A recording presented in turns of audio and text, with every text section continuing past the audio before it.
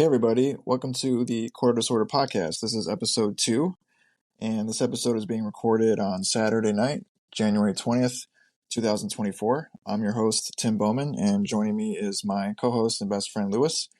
And in this episode, episode 2, we're going to be talking about all the latest news that happened in gaming, TV, and movies for the past week, as well as what we've been playing and what we've been watching. But before we get into the show, I just want to give you guys a heads up on how to actually listen to the show and subscribe. We are on Apple, Spotify. We upload these shows to YouTube as well. So we have a YouTube channel, Quarter Disorder Podcast. You can listen to the episodes there. And we have an RSS feed, so you can pretty much listen to the podcast wherever you get your podcast from. If you want to check out show notes for this episode, you can go to quarterdisorderpodcast.com. And at the top of the homepage there will be a podcast section. And in there, you can go into individual episodes. And this episode is going to have show notes with all the links that we talk about for the news, as well as an outline of the show, so you can follow along with that if you're listening. We also are on social media. So we have the Quarter Disorder Podcast everywhere you guys are. So we're on Twitter, X, Facebook, Instagram, Threads, Mastodon, Blue Sky. We have links to all those in the show notes as well, and at quarterdisorderpodcast.com. And if you like the show, please give us some feedback. We'd really appreciate it if you give us a rating and review on Apple, Spotify, and other podcast platforms. It helps us out a lot. And if you have any comments or any sort of feedback, you can also leave a comment in the show notes or send us an email at feedback@quarterdisorderpodcast.com. So we're going to get into the episode, and we're going to start with what we've been playing. Lewis, what have you been playing for the past week? Well, I was playing Alan Wake 2. What a great game, by the way. I think everybody should check out that game. It's a fantastic story-driven game. I guess psychological horror. Would you categorize it as that, Tim? Yeah, it's definitely like survival horror, way more than the first game. Mm-hmm. I've also been playing it. I actually just beat it recently too, so it's good that we can hop on here and talk about it because I'm like with you. The game was like super awesome. So Now, can I ask you, do you remember every character on that game? Because the first game came out in 2010, I believe. yeah, it was 2010 on the Xbox 360. I remembered most of the characters. There was a couple minor characters I didn't remember, but the game does a really good job of like filling you in through stories and cutscenes and conversations. So if you've never played it, it still fills you in pretty well. Yeah, I kind of feel like this game, you can, without playing the first, you can jump into it for some reason. It would actually not, you won't be be left out, if you understand what I'm saying. Because when I played the first game, I loved it. I thought to myself, what a great original game. The author being a crazy man, basically, to me. Kind of reminds me of you. I'm just kidding. But Me? yeah, Yeah, since you write a lot. The crazed writer that just disappears for like 13 years and yeah, it's like nobody knows where he went. It's like it starts raining as you go outside to your car. You're like, I gotta write something. Yeah. That's Alan Wake basically. So playing this game, I was kind of like trying to remember some of the characters. After I beat this game, I actually went on YouTube and checked out a few videos of going back to the first game, and I saw some of the characters from the first game that were in the second game. I'm just like, oh my gosh, that's that person. And it just made me realize that these two games of Alan Wake, the first game and Alan Wake 2, it's like night and day. And I thought the ending was pretty wild. Kind of wonder if people are going to play the New Game Plus. I think everyone should. But I don't think right away, just because we know we're having DLC on the way as well. What do you think? Right, yeah, I think Alan Wake 2 is actually probably one of the best games I've ever played, and certainly like one of the most original games. And another praise for it is one of the best games of 2023. So a lot of praise for that.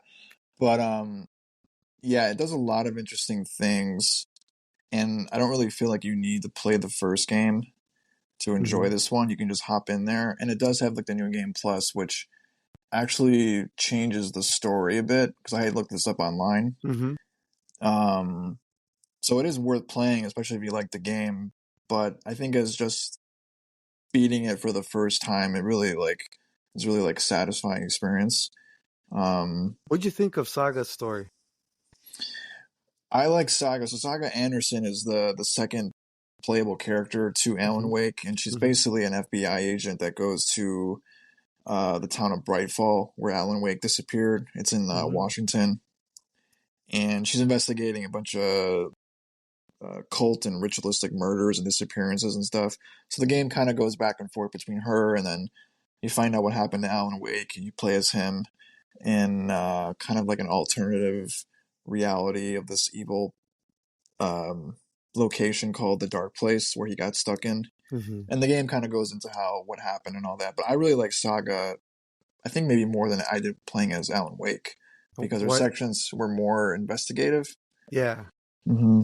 and just in the story elements of her family and whatnot, that kept me really engaged with the game. I always wanted to find out more, like what's going to happen to her, as the game went along. I thought her as a character, she was perfect. The actress was perfect. By the way, this whole game is perfect actually, from a actor actress standpoint and with voice acting. I know people have the mocap now. Everything was great. Sam Lake, fantastic as Casey Jones and the FBI agent. But yeah, what an amazing game. I thought it was really cool. There was like a little Max Payne tribute in the game, but not really letting you know it's Max Payne. Yeah, and for those that don't know, like Sam Lake is I guess, the creative director of Remedy Entertainment, who developed Alan Wake 2, and who also was the face of Max Payne in those early Max Payne games. So he's in the game as a character, and like Lewis was talking about, the characters themselves, they look like so realistic. And it does like a lot of cool stuff where like you have like real live action scenes in the game that kind of blend in with the gameplay, but the gameplay graphics, like just you know scene to scene, area to area, are like incredible. Like they have their own um, engine that the Remedy created that they've been using since Quantum Break, actually from 2016. So I mean, the graphics are just incredible. Like, it's the whole atmosphere of the game. So Like, I mhm. remember you bringing up before whenever you started playing this game. This is actually the first title you play where you actually felt like we are in next gen. One of them, yeah, definitely feels like from the graphic standpoint, and not even just that, just like the creative mix of different kind of mediums, like music and live acting and the gameplay. It's like really a next gen experience. I feel like one of the few. I think Spider-Man 2 was one as well Hmm. because of the how big the city was and what was capable of that. But it's, yeah, definitely one of the few games so far where it really feels like, yeah, this is like really pushing the boundaries of some of the current consoles like Xbox and PlayStation. Yeah, I think I liked it. It's one of my top games of 2023 that I actually got to finish this year so far in Mm-hmm. January. And the other game that I played was the DLC for God of War Ragnarok Valhalla. Um, I thought this game came out on December 12th, by the way, last year on December. It's an epilogue to Ragnarok, and to me, it's a great tribute to the character of Kratos and his story. I thought the combat was very excellent. And this DLC has a mega replay value. You can play this all the time, as many times as you want, actually. If you're really into the combat of God of War, well, post the original trilogy, right? I'm talking 2018 God of War, and then this game Ragnarok. This DLC has mega replay value. What I loved about this was that you really get into the mind of Kratos. You know, in the first trilogy, the first three games, I always kind of wondered what was Kratos thinking. You know, obviously he was, yeah, I'm gonna take my revenge on these gods who made me kill my family and never let me escape this feeling of guilt from killing my family. They never let me escape that feeling as they promised, especially when they had me do these tasks for the gods that they said once I completed they would release me from the that feeling of guilt. So one of the few questions that was asked towards Kratos from Mimir as he came across certain items at the beginning of the Valhalla, as you enter Valhalla, is, for example, you as you play this game, you'll find out what he thought about his first wife, his daughter, And that's kind of the things that we really didn't get to go deep into in the original trilogy and the first God of War 2018 and Ragnarok. So you really get to see who Kratos is as a person and grow as a person in this DLC. I loved it. I think everyone who's a big fan of God of War should really play this game. Um, I know Tim probably won't have time to jump into this, but it's a really good DLC. Really good DLC. Right, yeah. This debuted actually at the Game Awards last December, and I remember like watching the trailer for it, and I thought like, oh, this just looks like combat stuff. I thought it wasn't really like I thought at the time it really wasn't going to be a full-fledged like story thing, and I thought, okay, this is a pass for me. But then like people started playing it, and you were telling me, oh, it actually has like story stuff to it. So it was supposed to be like one of those rogue like games where you keep fighting enemies and stuff like that. And I'm like, I'm not really interested. From what I initially saw and thought of it, but then you were telling me it's really good. So I think at some point I'll probably play it. But But um, what's kind of funny is that uh, I know we're talking about a different game. We're talking about the games we've played so far, and I haven't played this game I'm about to bring up. It's The Last of Us Remastered, The Last of Us 2 Remastered. Um, I heard they have a roguelike mode as well, but I keep hearing from folks that it's not as good as God of War. That's all I know. I mm, haven't seen any footage at all, but I just keep seeing it everywhere and hearing from everyone. It's not like God of War, the roguelike mode. right. So yeah, I guess if you still have God of War hanging around on your hard drive, give this a play. It sounds like. Yeah. Um, Yeah, but okay, what yeah, yeah. I definitely recommend it. I think if you're really interested in the story of Kratos as a character, it's definitely a piece of DLC everyone should play just to get to know the character more and seeing how, especially if you play the original trilogy, you've seen a character really grow, in front of our eyes, especially hearing words from him. So how long did it take you to actually finish the whole thing? Oh my gosh, I kept dying. So the obviously Valhalla is about death. Okay, that's the premise of it. It's about death, and you have to challenge yourself, right? So that's what was very difficult for me at first, just accepting that I kept dying a lot. But the whole DLC is about you challenging yourself to completing, to the ending where you see at the end of the DLC. But I'm not gonna spoil that here. But it's really good. Took me 8 hours, I believe, 8.5 hours. Oh Um, wow, that's like I a mean, whole game. Yeah. yeah, that's pretty much Hellblade 2, I guess. But Mm. um, but yeah, that's I thought that was perfect in a sense. Once I got done with the DLC, I felt very accomplished, considering that you have all these games like Elden Ring and From Software, for example, like the developers who made Elden Ring, kind of make these games where these games are about death. And God of War was able to capture that magic in a small container, really bring us a package to where we can appreciate the mode and the character and the overall story. What happens afterwards, we'll see. But what they presented us here with this is, I mean, maybe there's folks out there that really perfected that combat mode and beat it in 6 hours. Who knows? But for me, it took me 8 hours. I just thought Santa Monica really brought something really cool to the table, and it was free.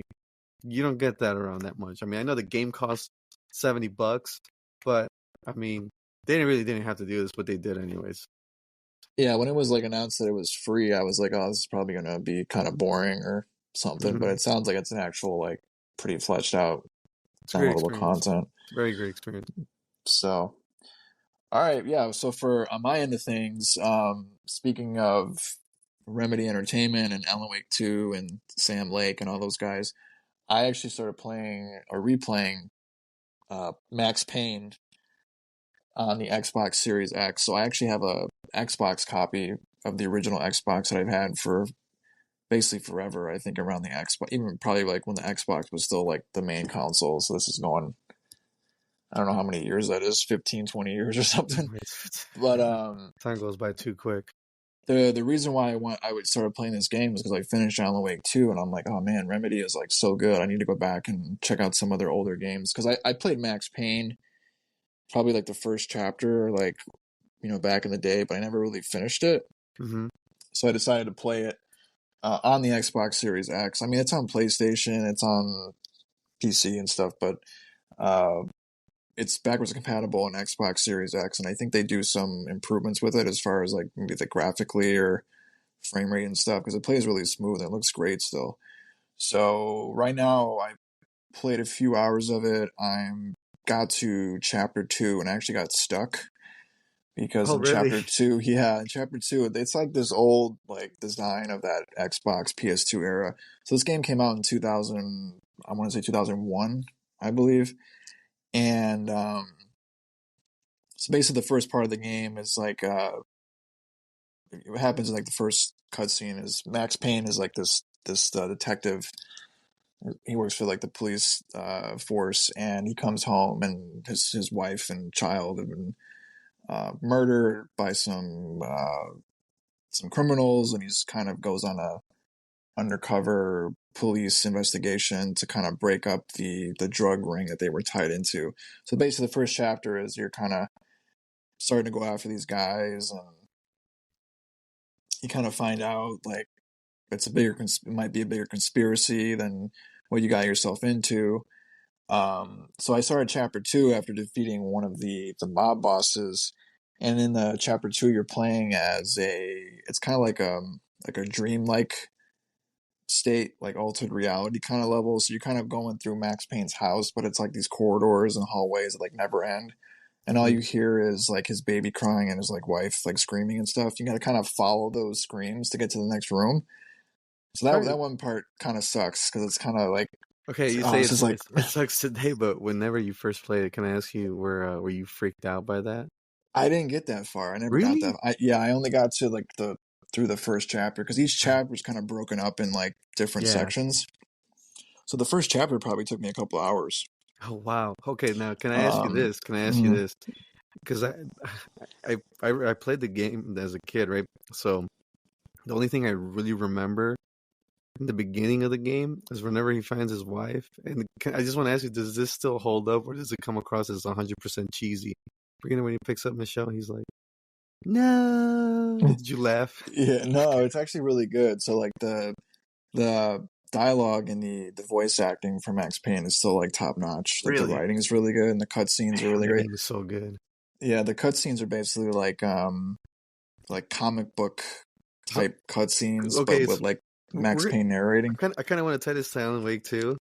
Do you think Alan Wake wrote this story of Max Payne? That's one of like the theories online that like in their connected universe they have. So basically, Remedy Entertainment is making all their games like Control and Alan Wake 2 like in this they're all in the same universe and like it's they really can't do it with Max Payne because they don't own the rights to it anymore. I think Hmm. Rockstar Games does. Hmm. But it's kind of one of like the online theories that like Alan Wake wrote Max Payne. I don't know. I have to play more of the game. Hmm. But in the section I'm in, like I was, talking about, you're kind of just going down this hallway for like forever. And then when you finally get to, and there's really no direction of where you're supposed to go. Otherwise, besides like listening to like this baby crying. Hmm. So when you get to like the next room, which where I'm actually stuck at right now, like there's like I'm assuming it's like a blood trail in this like all pitch black room, and you gotta follow it. It's like walking on a tightrope, and the kind of the blood goes in these different directions. And if you kind of like slightly just move the controller like the wrong way, you just fall off and you die, and it sends you back off to like the beginning of like the dream state. So I keep like dying on this part, like even like slightly jumping wrong, Oh, like you just die. I remember jumping in that game was really difficult. So I Mm-hmm. know what you're talking about, and I can't imagine what you're going through anymore at this point anymore. Because I remember giving up at that level so many times. I think I never beat the game, but I did get past that part, but only one time. I never went back to beat it. It's probably a Yeah, game it's I would like like to revisit. yeah, I think it's worth revisiting. It just this part is really annoying, and it Yeah. really shows its like age. Yeah. But like up to that point, like it was awesome. Like the shooting was great. Like the combat, like the storyline's awesome. They do a lot of great things for like a 2001 uh Like Xbox game. the enemies talk to each other, like the bad guys talk to each other, like they actually have conversation, right? Yeah, so like you'll be trying to like go into like a room like before you open the door, and you hear like these like mob guys talking, like actually having conversations, and you like break through the door and you do like a little slow motion thing and like blow them Yeah. away. But yeah, like Max Payne was like one of the probably the was it the first game to do that, like that slow I motion think so. shooting Yes. Yeah. that like so many games took from after that. Yeah. So like the shooting is great, and like I was saying, it does a lot of cool things for like a 2001 game. You're talking about the conversations, that's one, and then just like the environment stuff. Mm-hmm. Um, like you can shoot. Like I was doing this one area where there was like a wine cellar or something, and you're kind of shooting. You're going through there, and there's enemies, and I was like shooting them, and like the wine started dripping from like the barrels. It's cool. I was like, oh, that's pretty cool for 2001. Yeah. Like, Yeah. Yeah. I don't remember that, but there's a lot of cool like details in the game, so it's a very very good game. I just gotta get past this like annoying chapter, and then I was looking up on YouTube like how to get past it, and like people in the comments were like, "Yeah, this sucks." Like, I was like, Good. "Why they put Good this in luck, the pal. game?"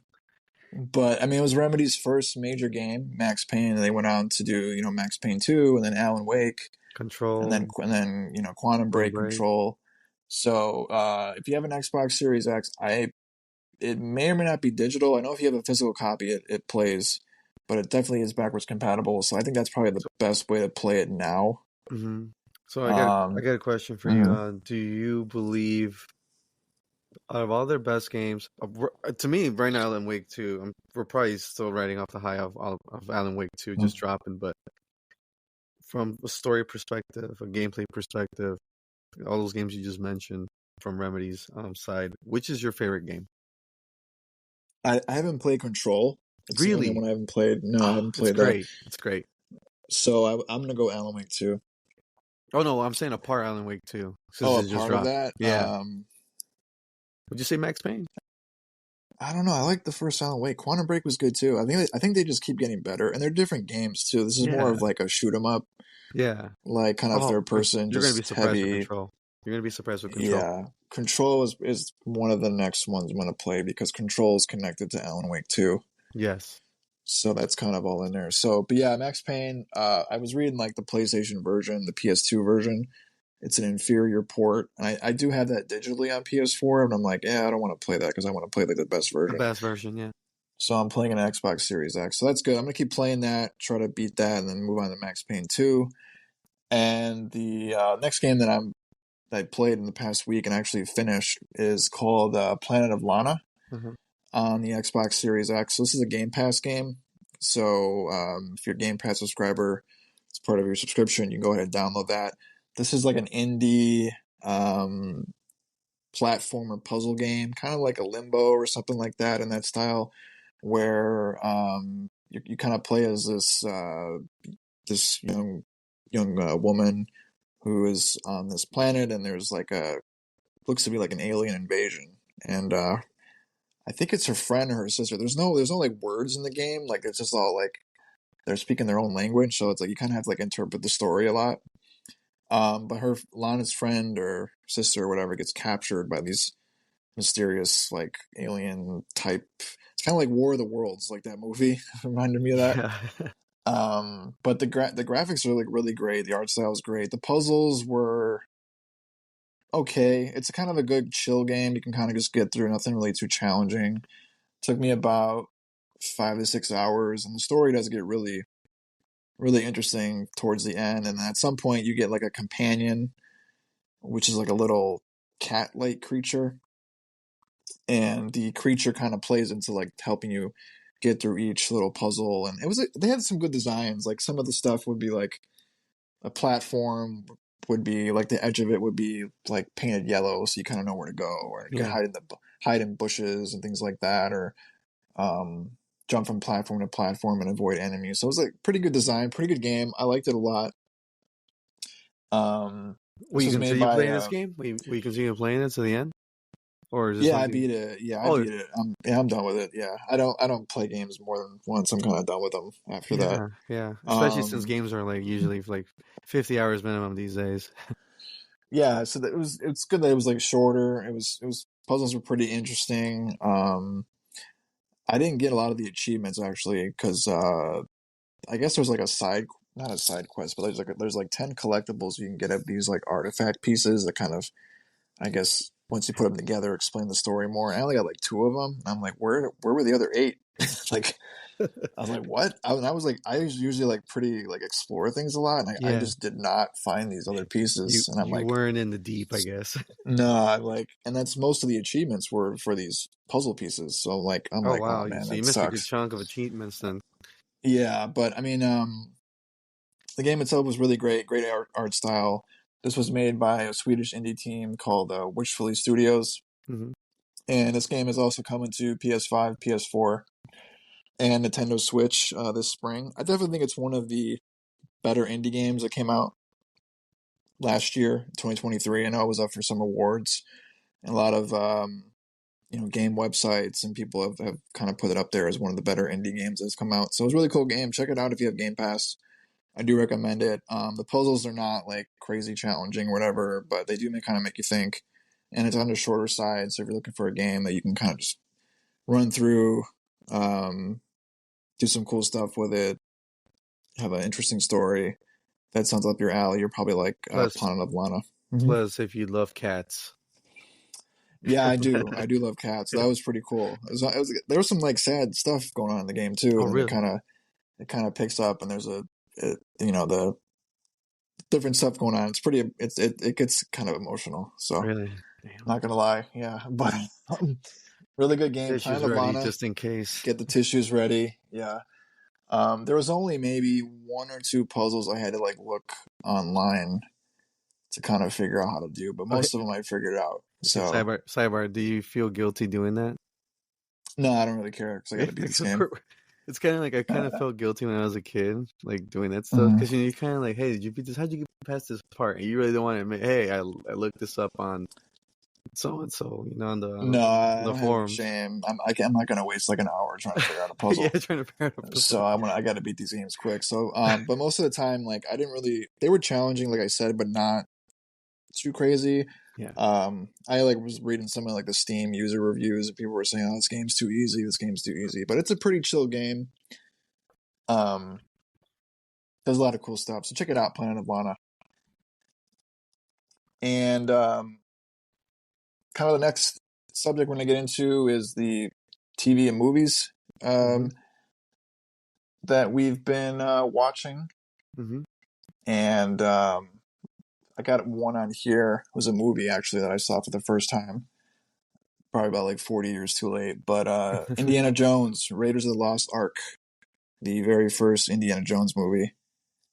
Saw that for the first time. I watched it on Blu-ray, and one of the reasons I watched it was because I knew they were gonna Xbox conference that they have this week. They were gonna talk about Indiana Jones, and I just kind of had a vague understanding of the character and the storyline, so I wanted to go and watch the first movie. Mm-hmm. And I have actually the Blu-ray set of the first four movies that I must have bought like on a Black Friday sale like a decade ago or something. Mm-hmm. I just like never watched them. So I watched this on Blu-ray. The movie is like incredible. It really is one of like the best movies ever made, and it instantly became like one of my favorite movies. I just love the character, the settings, like the action, the set pieces and stuff. You can see how influential this movie was, and why why people talk about it so much. So really great, fantastic movie. Still holds up, and the Blu-ray copy itself, like the as far as the Quality. visuals and stuff, yeah, like really, still really good for a 40-year-old movie. So definitely like one of the best. I want to say it's like one of like the near perfect movies, but I'm not like a movie like aficionado or something like that. But like from my perspective, just an incredible movie. So I'm definitely gonna move on to the next ones. Um, but have you seen this? This like I said, this is the first time I've seen this. So have you seen Indiana Jones I've before? never seen Indiana Jones ever. I've Yeah, always been fascinated by the characters just because you see him everywhere. Whenever somebody brings up, "Hey, what's one of your favorite pastime movies?" He gets brought up a lot. So, I mean, I will watch this pretty soon because I do want to play the new game that got announced because it takes place, between the first movie and the is it the third movie? I think they said. yeah, the third movie. So the second Indiana Jones movie is a prequel, Hmm.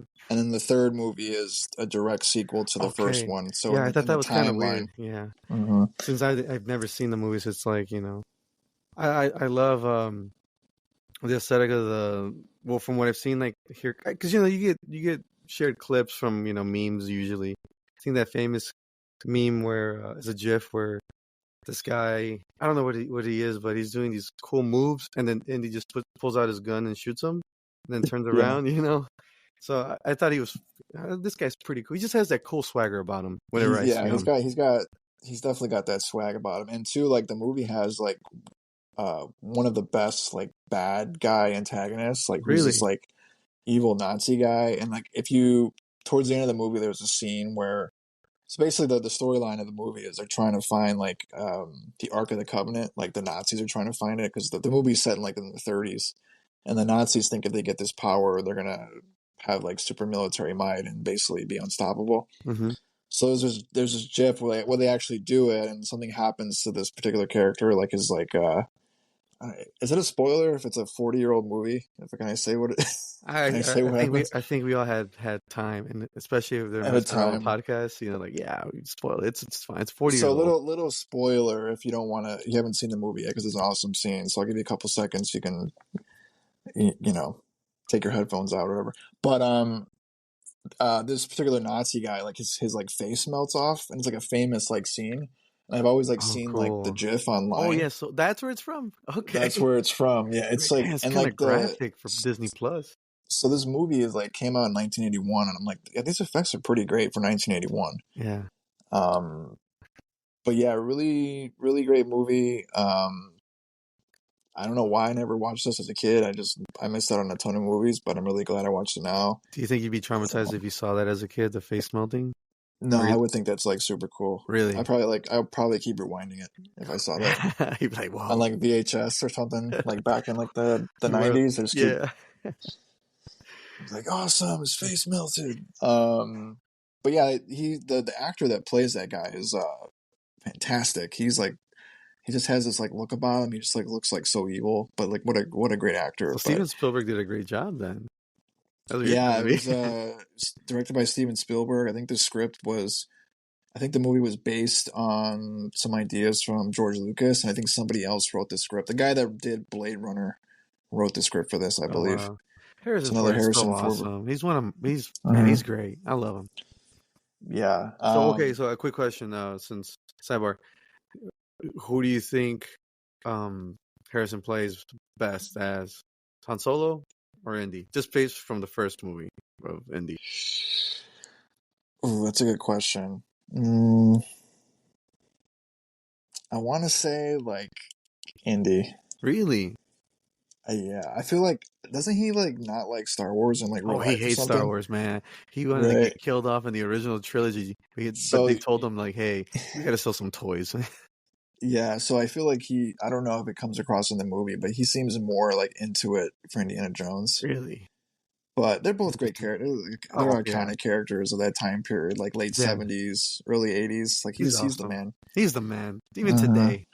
He's still great. But moving on to like the next thing I've been watching, some TV stuff. I've been watching It's Always Sunny in Philadelphia on Hulu. So Hmm. I've been I love like sitcoms like that, like comedy stuff.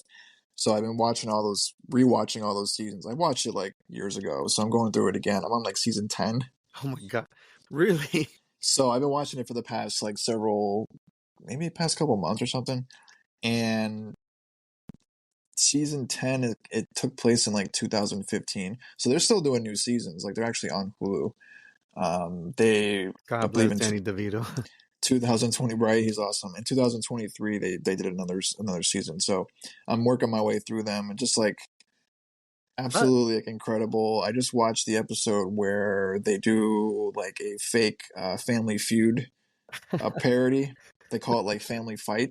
okay, well, I'll give you a spoiler for myself. I've never seen this series, but I've heard Mm-hmm. such great things. Oh, you got to watch it. It's like it's the best. Like these guys are like so hilarious. It's the best. All the characters are like incredible. But yeah, that the most recent episode I saw from season 10 was like I said, they're on this fake Family Feud show and they're just giving like crazy answers, and then the uh the host hates them because they're so obnoxious, and like there's like a running gag where like for those like familiar with Family Feud, like there's always like that one outlier answer that's like weird. like two, like it gives people like 2 points or something. Uh-huh. And one of the characters, Charlie, who's Charlie Day from If You're a Gamer, like from recent stuff, from who played Luigi, was the voice of Luigi. Uh-huh. Um, I don't know why that's the first reference I thought of, but he's done like a ton of stuff. He was great. But He was great as Luigi. So yeah. he was awesome. But he gives like these weird answers, and like he's like the one person they surveyed, and his answer goes on the board. So every time they do that bit, it's like it just had me like dying. So great show if you love comedy. I'm pretty sure like most people that watch the show.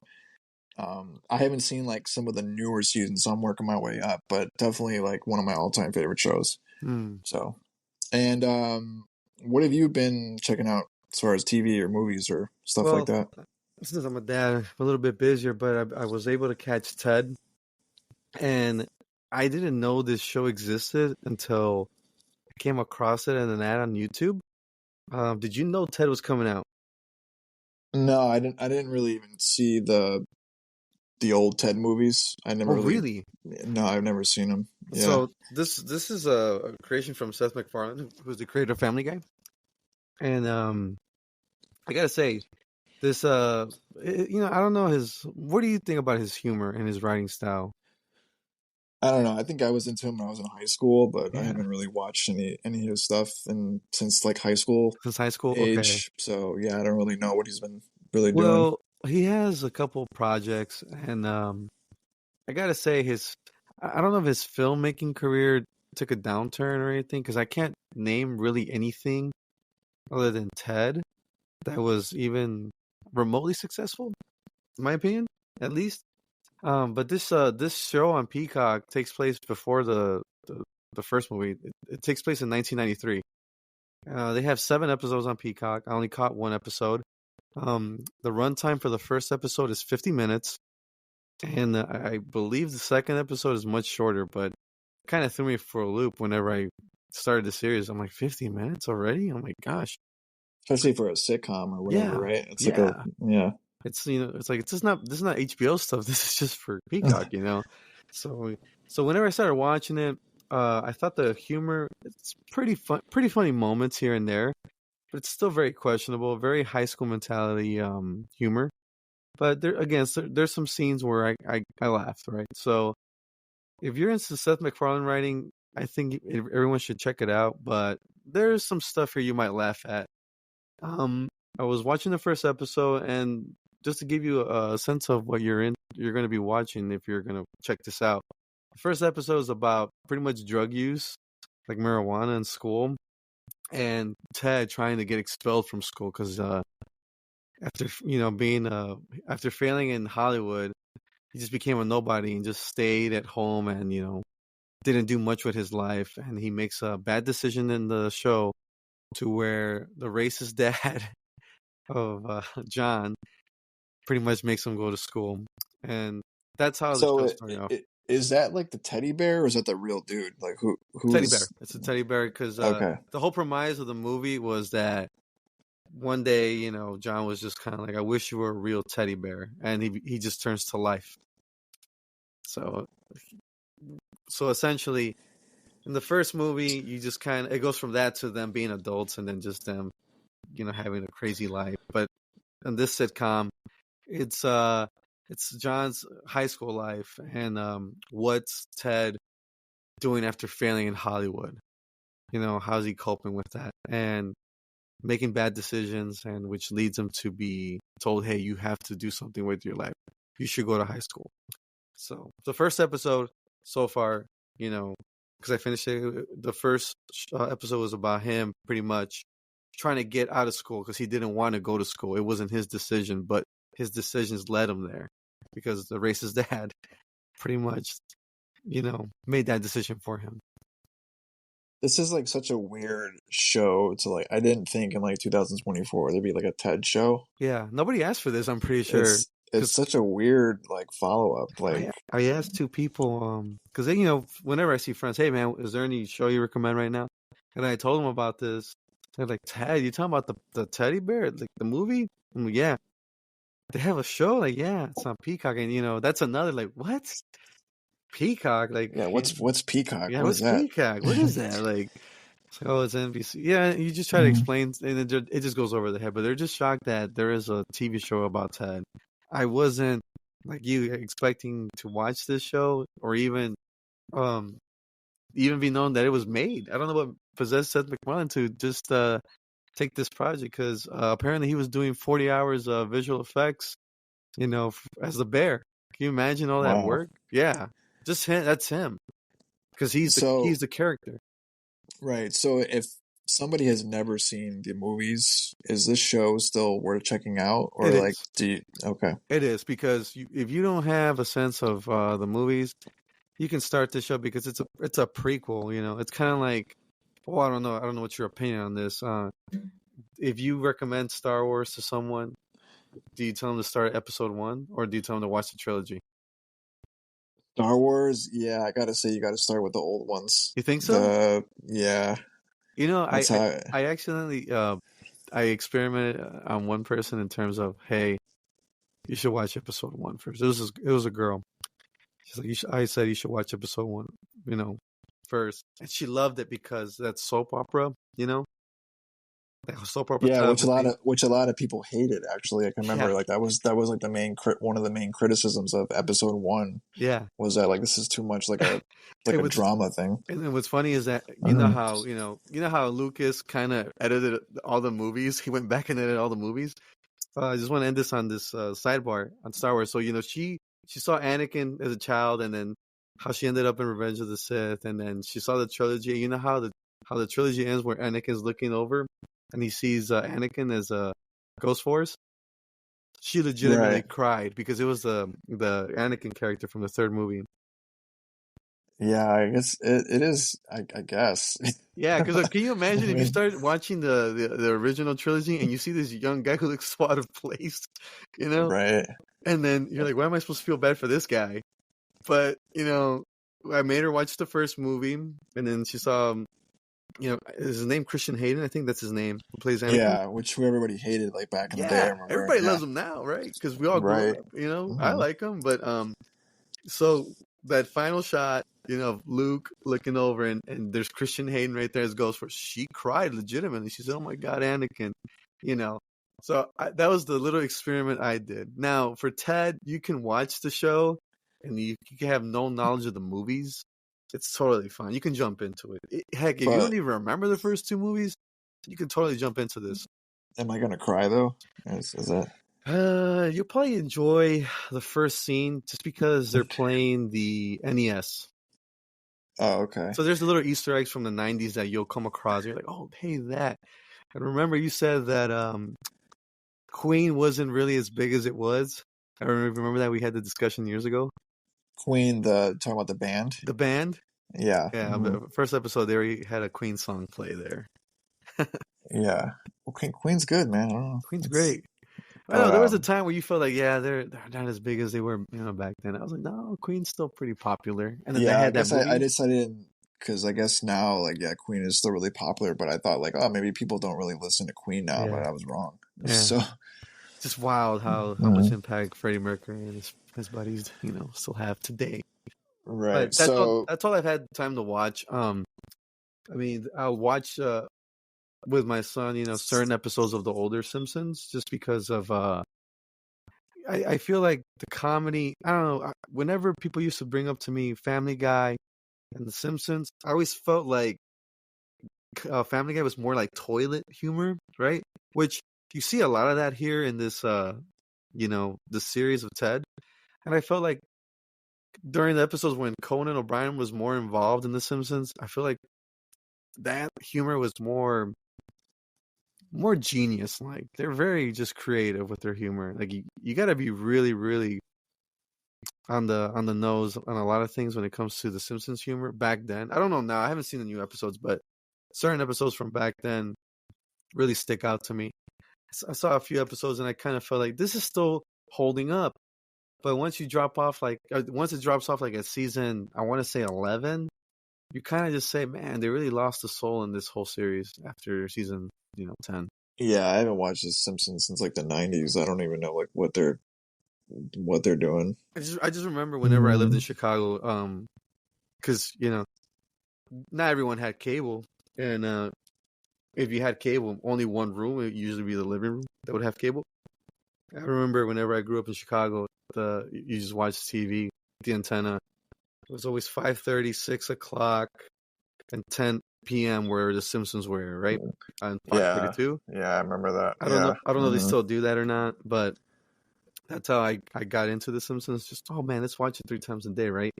And you kind of get familiar with their humor. There's Simpsons references that today I'm pretty sure people in their 20s won't get, but people our age in our 30s, you bring up something and oh okay, I know what you're talking about. Yeah, it's like when like those weird like Insiders.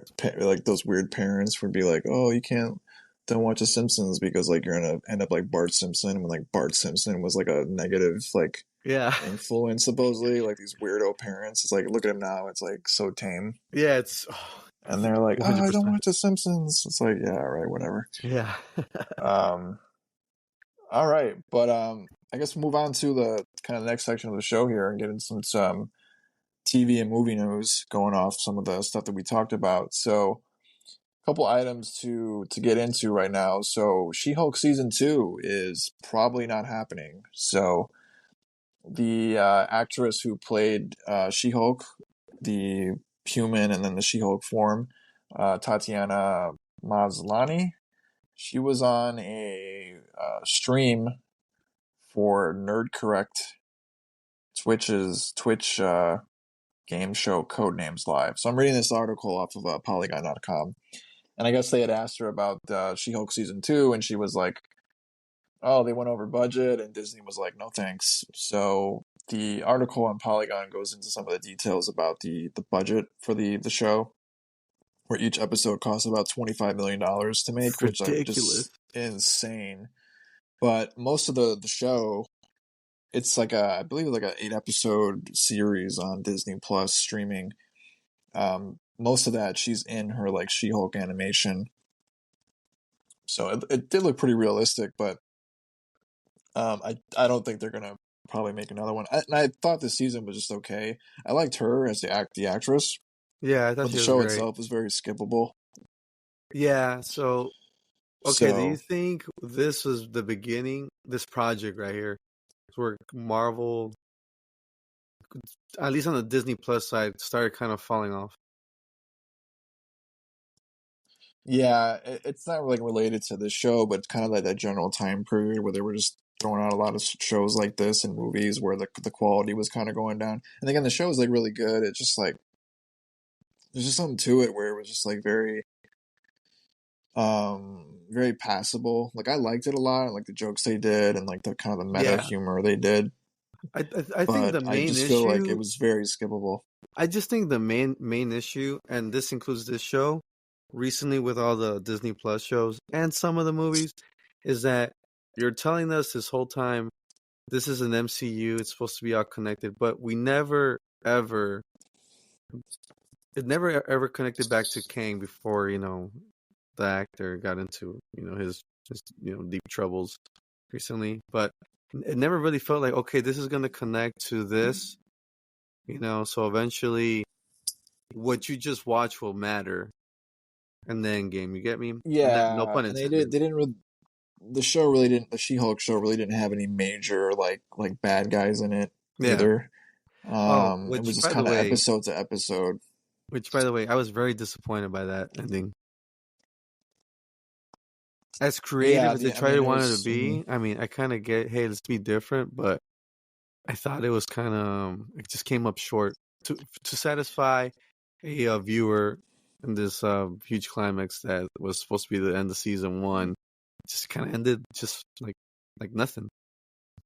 yeah, I don't think there's going to be a season 2 Yeah, I don't unless think they so. do something with it. It'd be cool if they brought her back, the actress, and put her in a Yeah, movie or something yeah, because she was great. yeah. She was great. Yeah, I mean, she was great, but it's just like this TV show just it didn't let me know. Hey man, She Hulk's gonna appear in Daredevil, or she's gonna appear in this Avengers movie. Like I didn't know Yeah, I mean they don't even what's her have like a direction. Hulk. They don't even have a Hulk movie, so it's like, where do you put her? They don't have an Incredible Hulk movie, Yeah, yeah. its I mean own. that's because of the dispute with Universal, right? Still, Yeah, so she's kind of like, where did she fit you know, Yeah. I don't Like know. I what? think she was like an Avenger at one point, right? Wasn't she like Yeah. in the old comics? Yeah. It's to So me her character's in limbo now after this. mhm. Sadly, because she's great. I thought Yeah. not only her as an actress, but like whenever the first thing you see is like, hey, it's She-Hulk. She looked great, right? They made her awesome, and Hmm. to me, she was very likable. But again, like now seeing these statements, like, man, another character in limbo. What's Yeah, next? it's kind of like the current state of the MCU. It's very just skippable. A lot of what Hmm. they're doing. Hmm. Um, so the next thing we're going to kind of check out here too is Until Dawn, which was a PlayStation 4 game from I believe like 2015 or something like that, is going to have a movie adaptation. So this kind of follows along with PlayStation Studios getting involved with a lot of movies and shows lately, like The Last of Us, Gran Turismo, things like that. This is going to be. They just kind of announced this, so I don't know when this movie's coming out. It's probably going to be a while, but the movie is going to be directed by David F. Sandberg, who recently did Shazam, and it's going to be written by Gary Dauberman. Hopefully, I Hmm. said his name correctly. Who wrote It Chapter 2, The Nun, a lot of horror stuff. So they kind of got the right guy, it seems like, for this kind of game.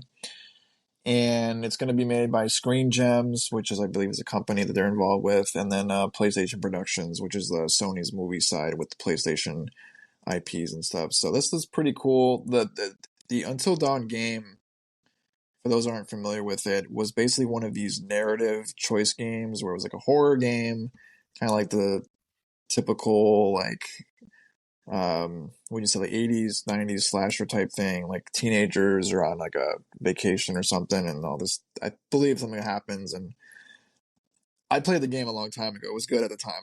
I don't remember a lot of the storyline, but it had a really good motion capture with a lot of great actors in there.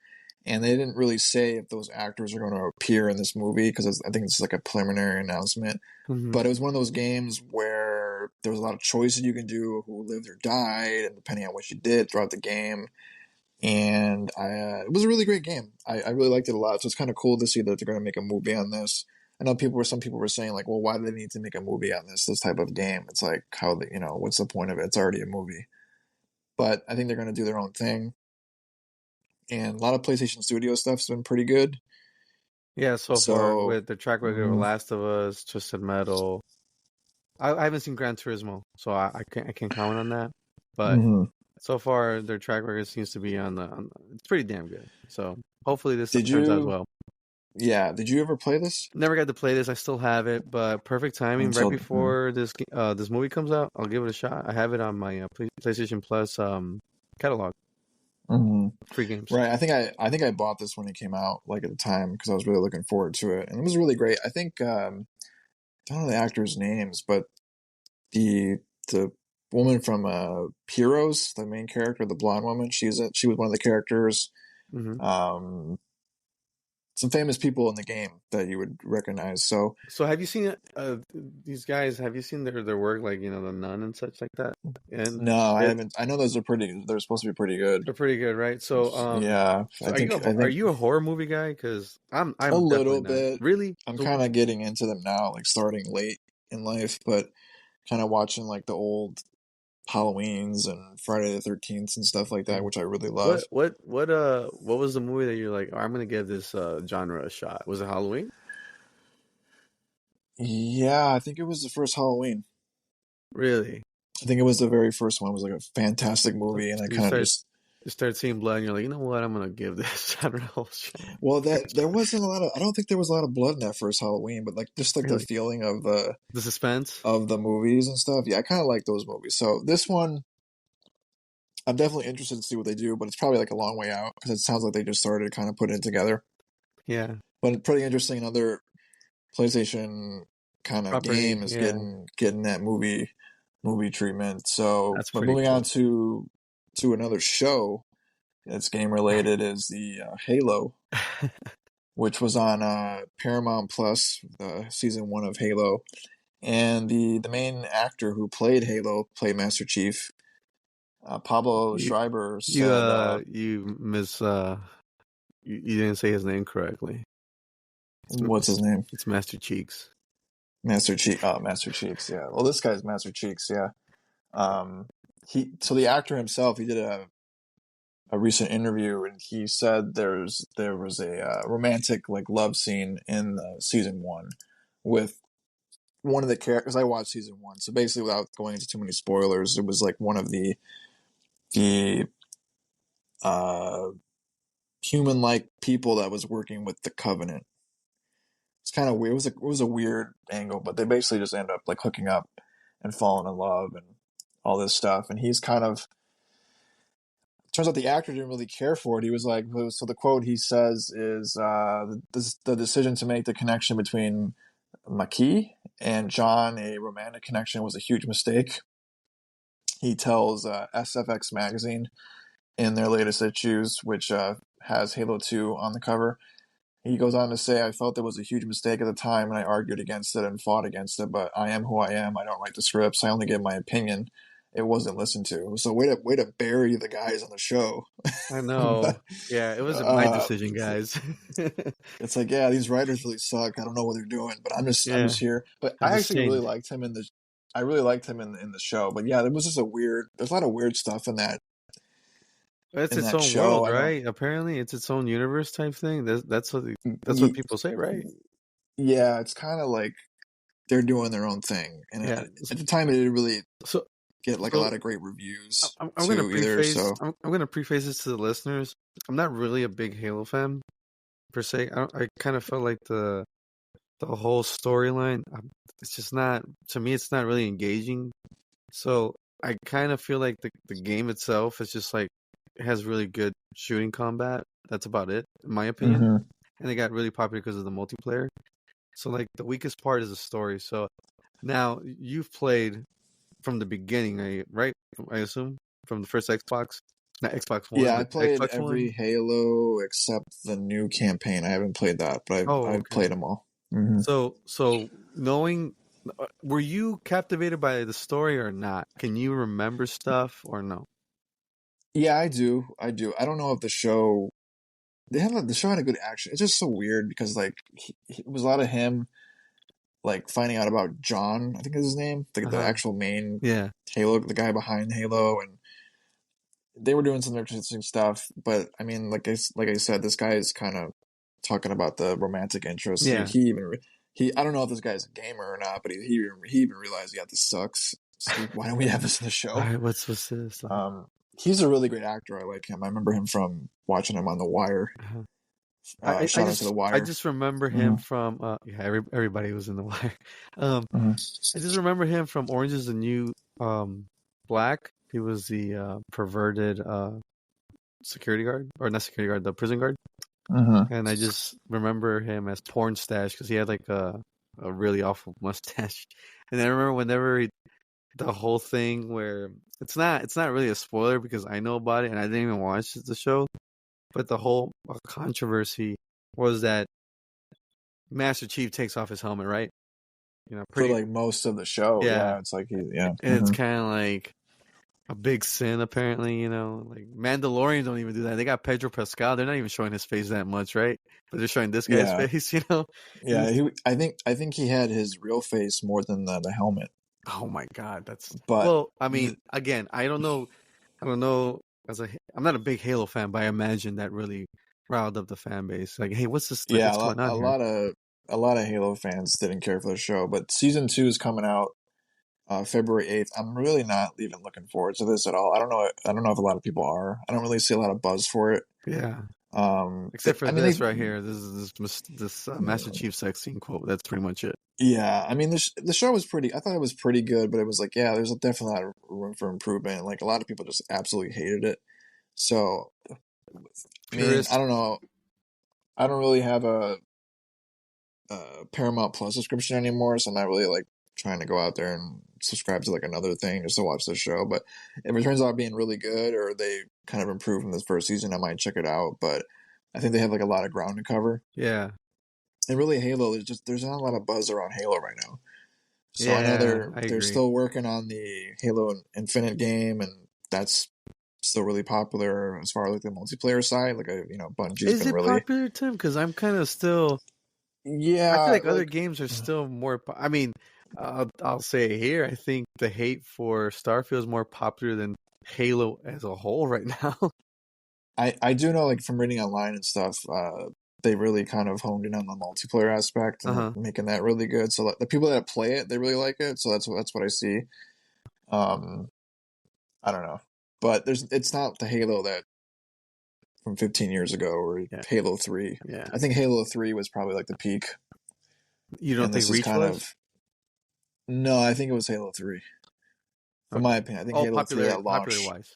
popular. Yeah, I Okay, think it okay. was gameplay. Halo Reach was really good, but from like the mega blockbuster thing, I think Halo 3 was the thing. But we'll see how the show turns out. If it's good, I might check it out. But it's not really like a thing I'm like rushing to watch. Yeah.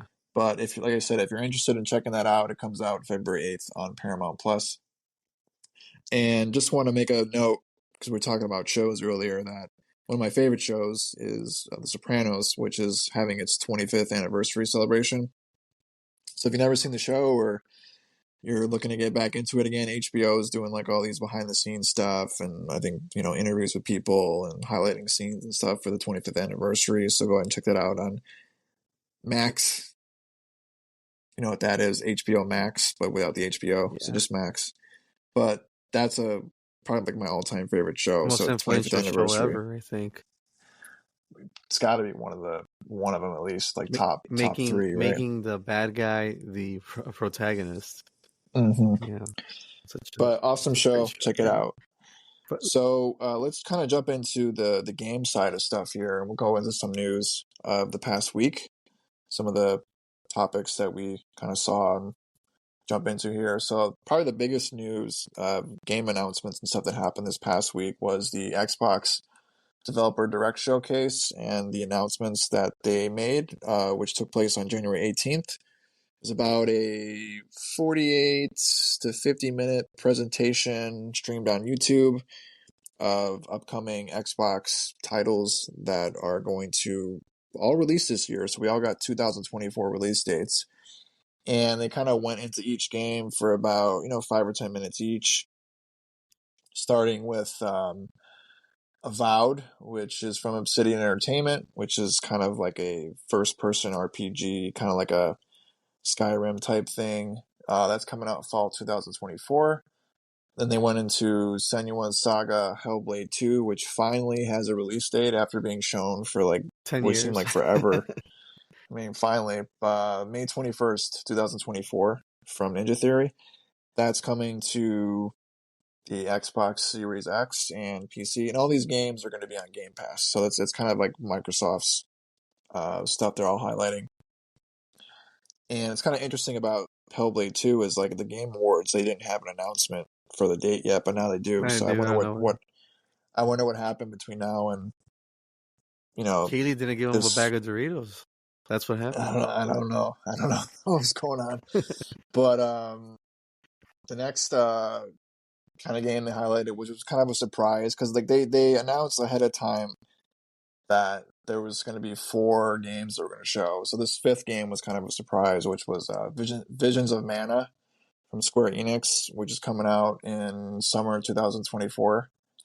And that is another entry into the Mana series, which I guess there was like I took some notes here. The guy from Square Enix was talking about like they've had over like 15 games of these or something like that. It was something Yeah. crazy. I was like, really? Yeah, I had no idea those existed, to be honest with you.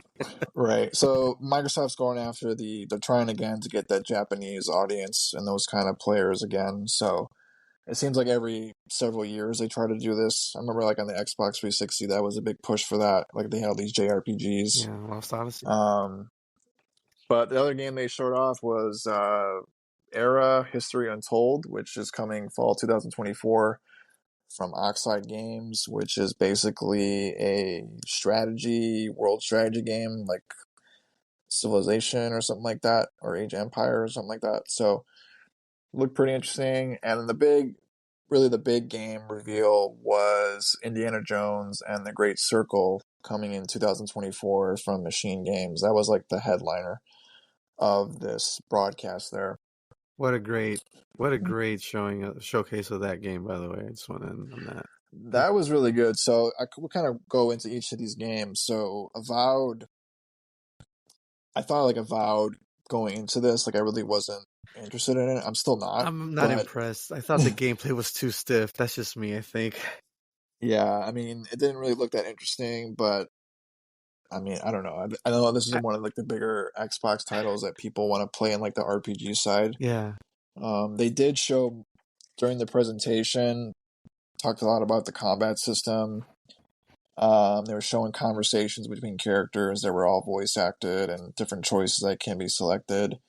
And they talked about some of the game environments. One of them was like a desert wasteland with like an oasis in it. So they're kind of different, showing different stuff off. Um, the key art though looks really cool. Like Yeah. I don't know if that's Oh, going to be the box art. they should just That make looks it. awesome. That looks, yeah, I'd stamp. I'd say, hey, Mm-hmm. approved. Needs to be our box art.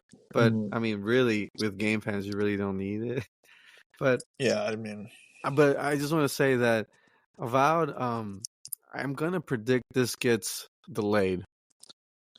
you think it's going to go past fall? Yes, I think so. Yeah, Because that's a little rough if it does. yeah, Yeah. because it to me, seeing the gameplay, I was like, this is too stiff. This is not Obsidian to me. This is not good at all.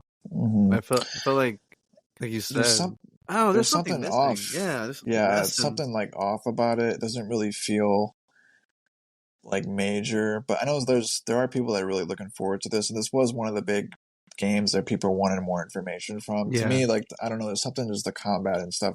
I don't know the story. I'm like it's not really like hooking me and everything, but I know there's a lot of people excited for it. So at least there's like now kind of a period. You got more combat information, some of the environments. So um, it's kind of like a weak I'll, start. I gotta admit for this showcase. yeah, it was okay. It was it was a Yeah, decent starter. yeah, But Hellblade 2 getting that release date, that's going to be a huge game yes. for Xbox. Like a really heavy hitter. They've been showing this game what seems like forever now. I know. Like different trailers and stuff like that. The So this game is a sequel to the original Hellblade, which was a multi-platform game. And then now Xbox, they have the studio and stuff coming from Ninja Theory.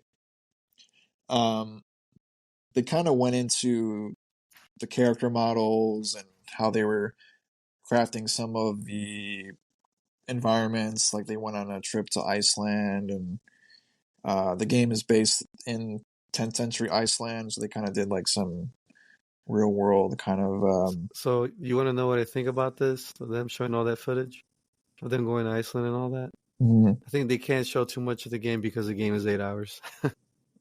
Yeah, I mean, I don't care if it's 8 hours. Like, to me, that's That's awesome. perfect, right? And then That's it's perfect. now those that don't have Game Pass, the game is priced at $50. I thought that was pretty interesting. And it's digital only, so it's not going to be sold in stores, which is interesting because I Yeah, think this is like it's got to be one of the first major Xbox games that's not going to be sold in stores. yeah. I mean, Alan That's Wake's a really pretty big interesting. game too. Alan Wake 2, But but this even is then, only that's a Xbox. yeah, Alan Wake 2 is a multi-platform game. This is like an exclusive, Hmm. so it's kind of an interesting thing. They're really just trying to kill like the physical market off. They're just like just do your own, just to do Game Pass. Yeah, Because this is one of their biggest games of this console cycle, and I'd it's say it's their biggest game right now, right? mhm. Because I mean, with Starfield already out and how people reacted to that game, like this is pretty much what's carrying it. Well, I thought, you know, it has to be Hellblade too, because Halo's not as hot as it was. We're dating ourselves, but like 20 years ago, right? And Yeah, it's like, it's Hellblade for this period, and I yeah, think Indiana Jones on the back end. yeah. Oh yeah, that's right, Indiana. But I mean, this is the game that, hey, this is how Xbox games are gonna look, you know? Hmm.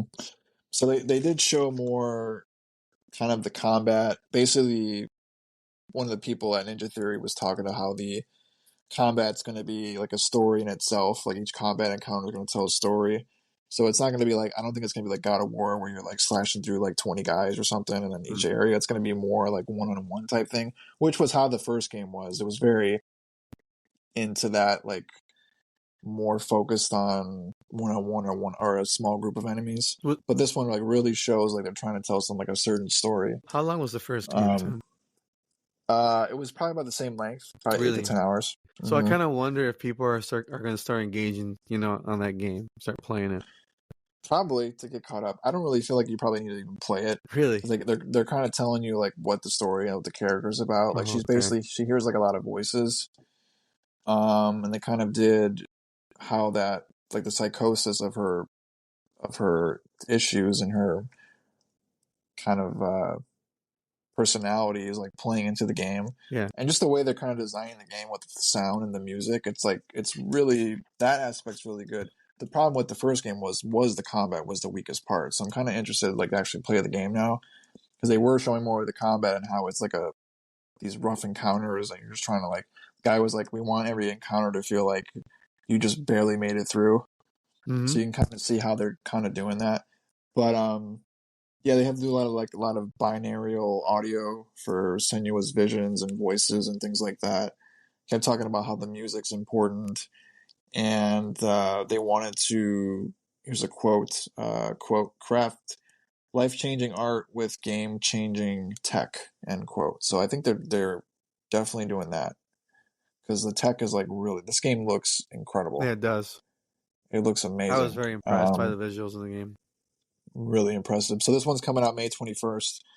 Probably going to be the big Xbox game, At least you first know, half of the year. first half, yeah, for May. So it's, 4 or 5 months away. But again, like Visions of Mana, they went into next, and it's kind of a JRPG. I believe this started in like maybe the 16-bit or Super Nintendo era. I've played none of these games, but Either. I've always kind of seen them around. Um, kind of talked about the what the graphics look like and some of the art style and how they kind of design some of the monsters and the characters and stuff. It's the first Mana game on Xbox, so that's interesting. They didn't really give a release date except summer, and this one is not on Game Pass, so it's kind of their. It's coming to Xbox, but I think you probably have to buy it, Yeah, you're gonna have to pay for this, pal. separately. You gotta pay for this. Yeah, you gotta pony up. You're Yeah. 70. If you want to play this. So it looks okay, I guess. it's I don't know. I don't it's really know it's too for much about wallet Mana. pass. Wallet pass. Get your credit cards ready. Yeah. Um, so that was kind of interesting. Like I said, it seems like every cycle, like Xbox tries to get the Japanese developers on board and stuff, and tries to get more Do JRPGs you and think this is like a strong game for that to kind of entice people to get into that? I think it's a step. I think it's they're trying. I think they need like that Final Fantasy. Yeah, they really do. They need that, but it's stepping right direction. More games doesn't hurt, right? Yeah. And then the other game they talked about was Era History Untold. Mm-hmm. I am not really into these type of games, but it did look really cool. I'm gonna be honest. I didn't care. You didn't care, yeah.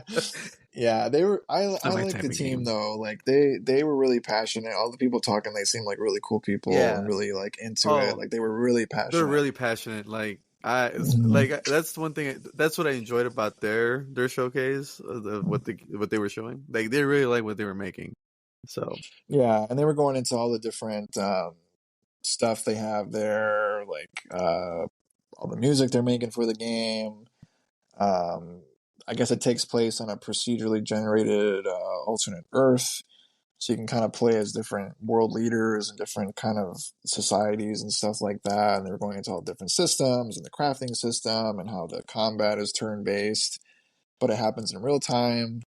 Um, you can kind of play as different world leaders, throughout different civilizations and stuff like that, and talked about how player feedback was important to them and something they've been doing, and that's how it's impacting their design as far as like combat scenarios and stuff, and something they're going to keep doing once the game launches. They're going to have more player feedback, and yeah, I mean they had a release date fall 2024. It's on Game Pass, but this is only PC, so this is not coming to consoles. This is a PC thing. yeah, it's kind of weird. So it's kind of it's I was like, oh, I was kind of surprised at first, but I realized like It's one of those all games you these kind of games, want to give a chance. Like if you got nothing to play. I'll just check this out. It's the title of the month or Hmm. quarter or whatever. Well, Right. I maybe know. they'll bring it eventually. Yeah, like strategy fans are probably like super into this because like those are really really popular. But they've primarily been like a PC thing, so I was like, oh okay. But I thought it would have came to consoles too. But Yeah, they kind of do their own PC like Game Pass stuff. So like we talked about earlier, the big reveal was Indiana Jones and the Great Circle, which is a original game based on Indiana Jones, which is an original storyline. It has the likeness of Harrison Ford, so it looks like him in the it game. looks so cool. It looks so awesome. Yeah, and this takes place between the events of the first and the third movie, and it's an original storyline. So this was, I guess, pitched by Todd Howard, who is the head guy, the head director at Bethesda Game Studios. You know, who's made Fallout, Skyrim, Starfield. I guess he's been wanting to do like an Indiana Jones game for like forever, and he originally pitched one, I think in like 2009 or How do you something, and think it that just meeting went down? You think he I don't said? know. You think he said like, "Hey, I got a great idea. I should make an Indiana Jones game." And you think the guy was like, "Hey, why do you think we should make it?" And he just responded, "Because it just works." It just works. Yeah, he's apparently like a huge Indiana Jones fan. So I don't know what the original pitch was, but it didn't go anywhere. And now they kind of brought it back. Um, and he was talking about how he wanted Machine Games to make it because it's like a first person His perspective, and friends, don't they're forget the that. team to do it. His friend. Well, he said they were his friends. Yeah, I guess I don't know if that's their boss now, or they kind of the marketing is a little bit weird because even in the trailer it was like from Hall of Fame game director or game person, We like we Todd Howard, we like just he's part talked of the about this marketing. Hideo Kojima thing right recently in our Hmm. first episode of Metal Gear Solid, right? Hmm. And then They how? were pushing him, Yeah, Todd Howard, like he's the cell. he It's like made no, this. the cell is like Indiana Jones. Like Yeah, I don't think people care that he's making it necessarily. You know, I think they're more interested in like, okay, who's the team behind it? What's the perspective? What's the story? I don't I think him yeah is the I think Harrison Ford's a draw because I went into like, man, are they gonna show Harrison Ford? And they did. That's all I cared about. right away in like the first like 10 seconds of the Yeah, trailer. So Harrison Ford is voiced by Troy Baker, who is literally in every single video game in existence. surprised he's not on here with Um, us. yeah, I mean, we gotta. Dude, he's that's a lot of money, man. We Yeah, don't have that budget, I know. so um, he's okay. Like I'm just kind of like tired of the same guys and the voice acting. Like I'm sure I don't know. It's like it's passable. It's like whatever, but it's like ugh. Like you can kind of like almost expect like anytime there's a game, he's gonna be the voice actor Yeah, in it. he's a Chris Uh, Pratt of like voice acting. yeah, he's like in everything. He's good, but it's like okay, like Yeah, we need somebody I don't know. else. Yeah. I think they just wanted to attach like a big name to it, but he's playing Harrison Ford, and they have a secondary protagonist who is a woman in the game, and she's like an investigative journalist who's going on this adventure with Indiana. So basically, the title behind the game, The Great Circle, it was kind of confusing with how they were like putting it together. So I was like, from what my understanding is of this is like there's certain like coordinates and places around the world, and Indiana says in the trailer, he's kind of explaining to somebody. It's like let me just get the quote here. So Indiana says in the trailer, throughout history, mankind has built sites of great spiritual significance. If you were to draw a line through these ancient sites around the globe, you get a perfectly aligned circle. So the story is that he's teaching at this college, and he's working there, and somebody breaks into the college's museum at night, which is this character named Locus, who is this big menacing dude played by Tony Todd from Candyman fame, who also voiced Venom Oh, in he's Spider-Man 2. amazing. Amazing, and he looks great in the game. So this character Locus steals this artifact, and Indiana's like, oh, it doesn't really have any significance, and it turns out it's connected to this whole thing. So he's going around the globe trying to basically, I guess, figure out what the power is behind it. They were kind of like vague about what this is, Yeah, like if it's a power, or like yeah. what does it do? But from a gameplay perspective, it's going to be a first person game with developer Machine Games, who, for those who aren't aware, team based in Sweden who rebooted the Wolfenstein franchise starting in 2014. Made a couple Wolfenstein games which were utterly amazing, shooting Nazis, killing them, fun stuff. So they are really the great team to do this. They are a Microsoft-owned studio now because since Microsoft acquired ZeniMax Media, they're under the Microsoft umbrella. So this is going to be an exclusive game, at least on consoles, to Xbox Series X and X. It's also going to be on PC through the Windows Store and on Steam. So they're putting their stuff on Steam too. And the game is supposed to be kind of a cinematic movie experience, just like the movies. And you're going to be able to use the whip. The whip's going to be a big part of the gameplay, disarming enemies, meleeing them, fighting them, or just climbing around and stuff. So most of the gameplay is going to take place in first person, but they said in for cutscenes and doing things like climbing or traversing like a wall or something like that, the camera is going to switch to third person mode. Hell yeah, So we you gotta kind of get see both of those Harrison Ford. perspectives. Yeah, Well, yeah, I mean they're probably paying for that like this. You got to do it. we got short off, pal. But I didn't really have an issue with the first person. I think it's going to be awesome. I think it kind of Oh wait, were differentiates people upset itself. about that? Yeah, a lot of people online are like, "Oh, Really? first person sucks.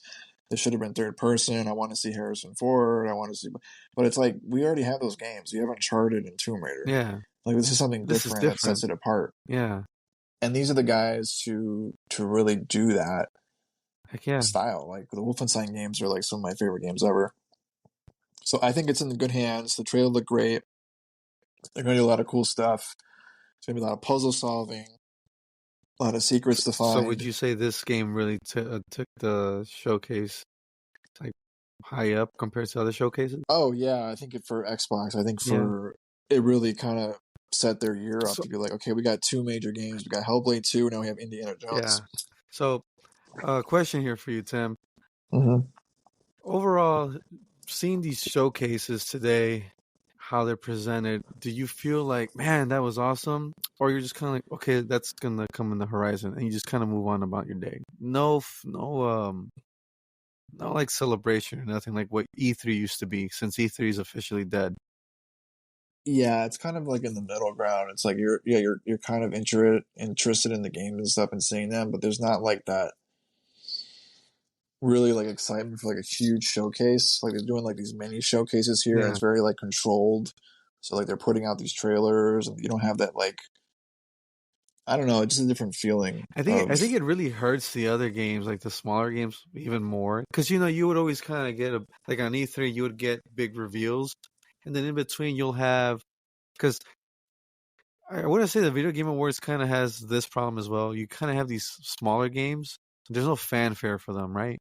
The presentation's kind of not that good, but E3 kind of helped mm, those. It was a good transition, kind of.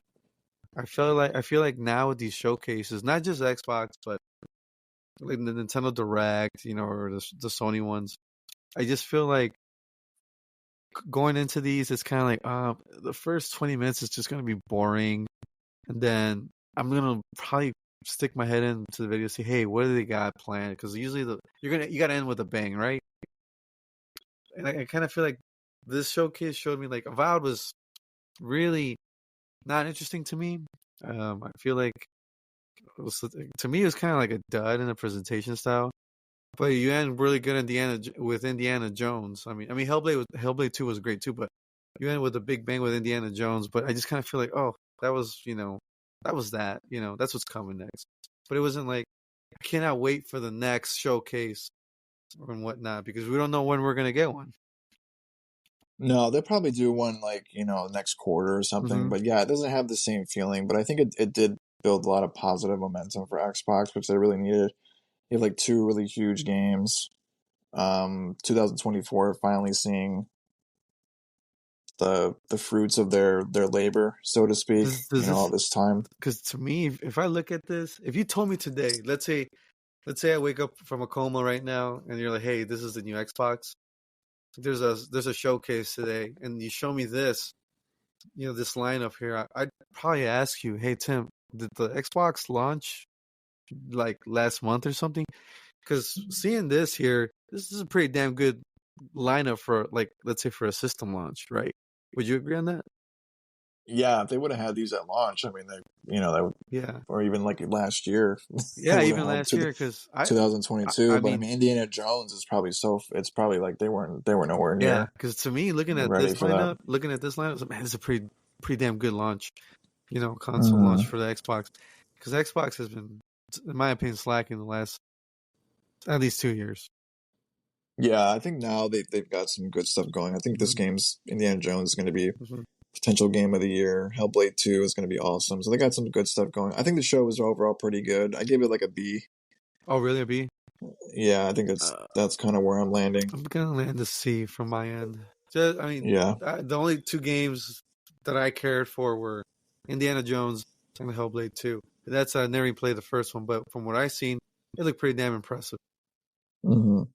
Yeah, I mean, we'll find out in a couple months when it's coming out, but now it's finally cemented, Yeah. and it's coming out in May. Which which I got a question for you. Which do you have any favorite E3 memories since we're on the subject of E3? Uh, I think just like the whole vibe of the week, Just the whole vibe, because every the time whole at the time we would get off yeah, school, it's like, oh, it's E3 week after this, right? hmm I yeah, think just like waiting for each conference and like just being like excited for all the new games and stuff. It's like definitely like missing.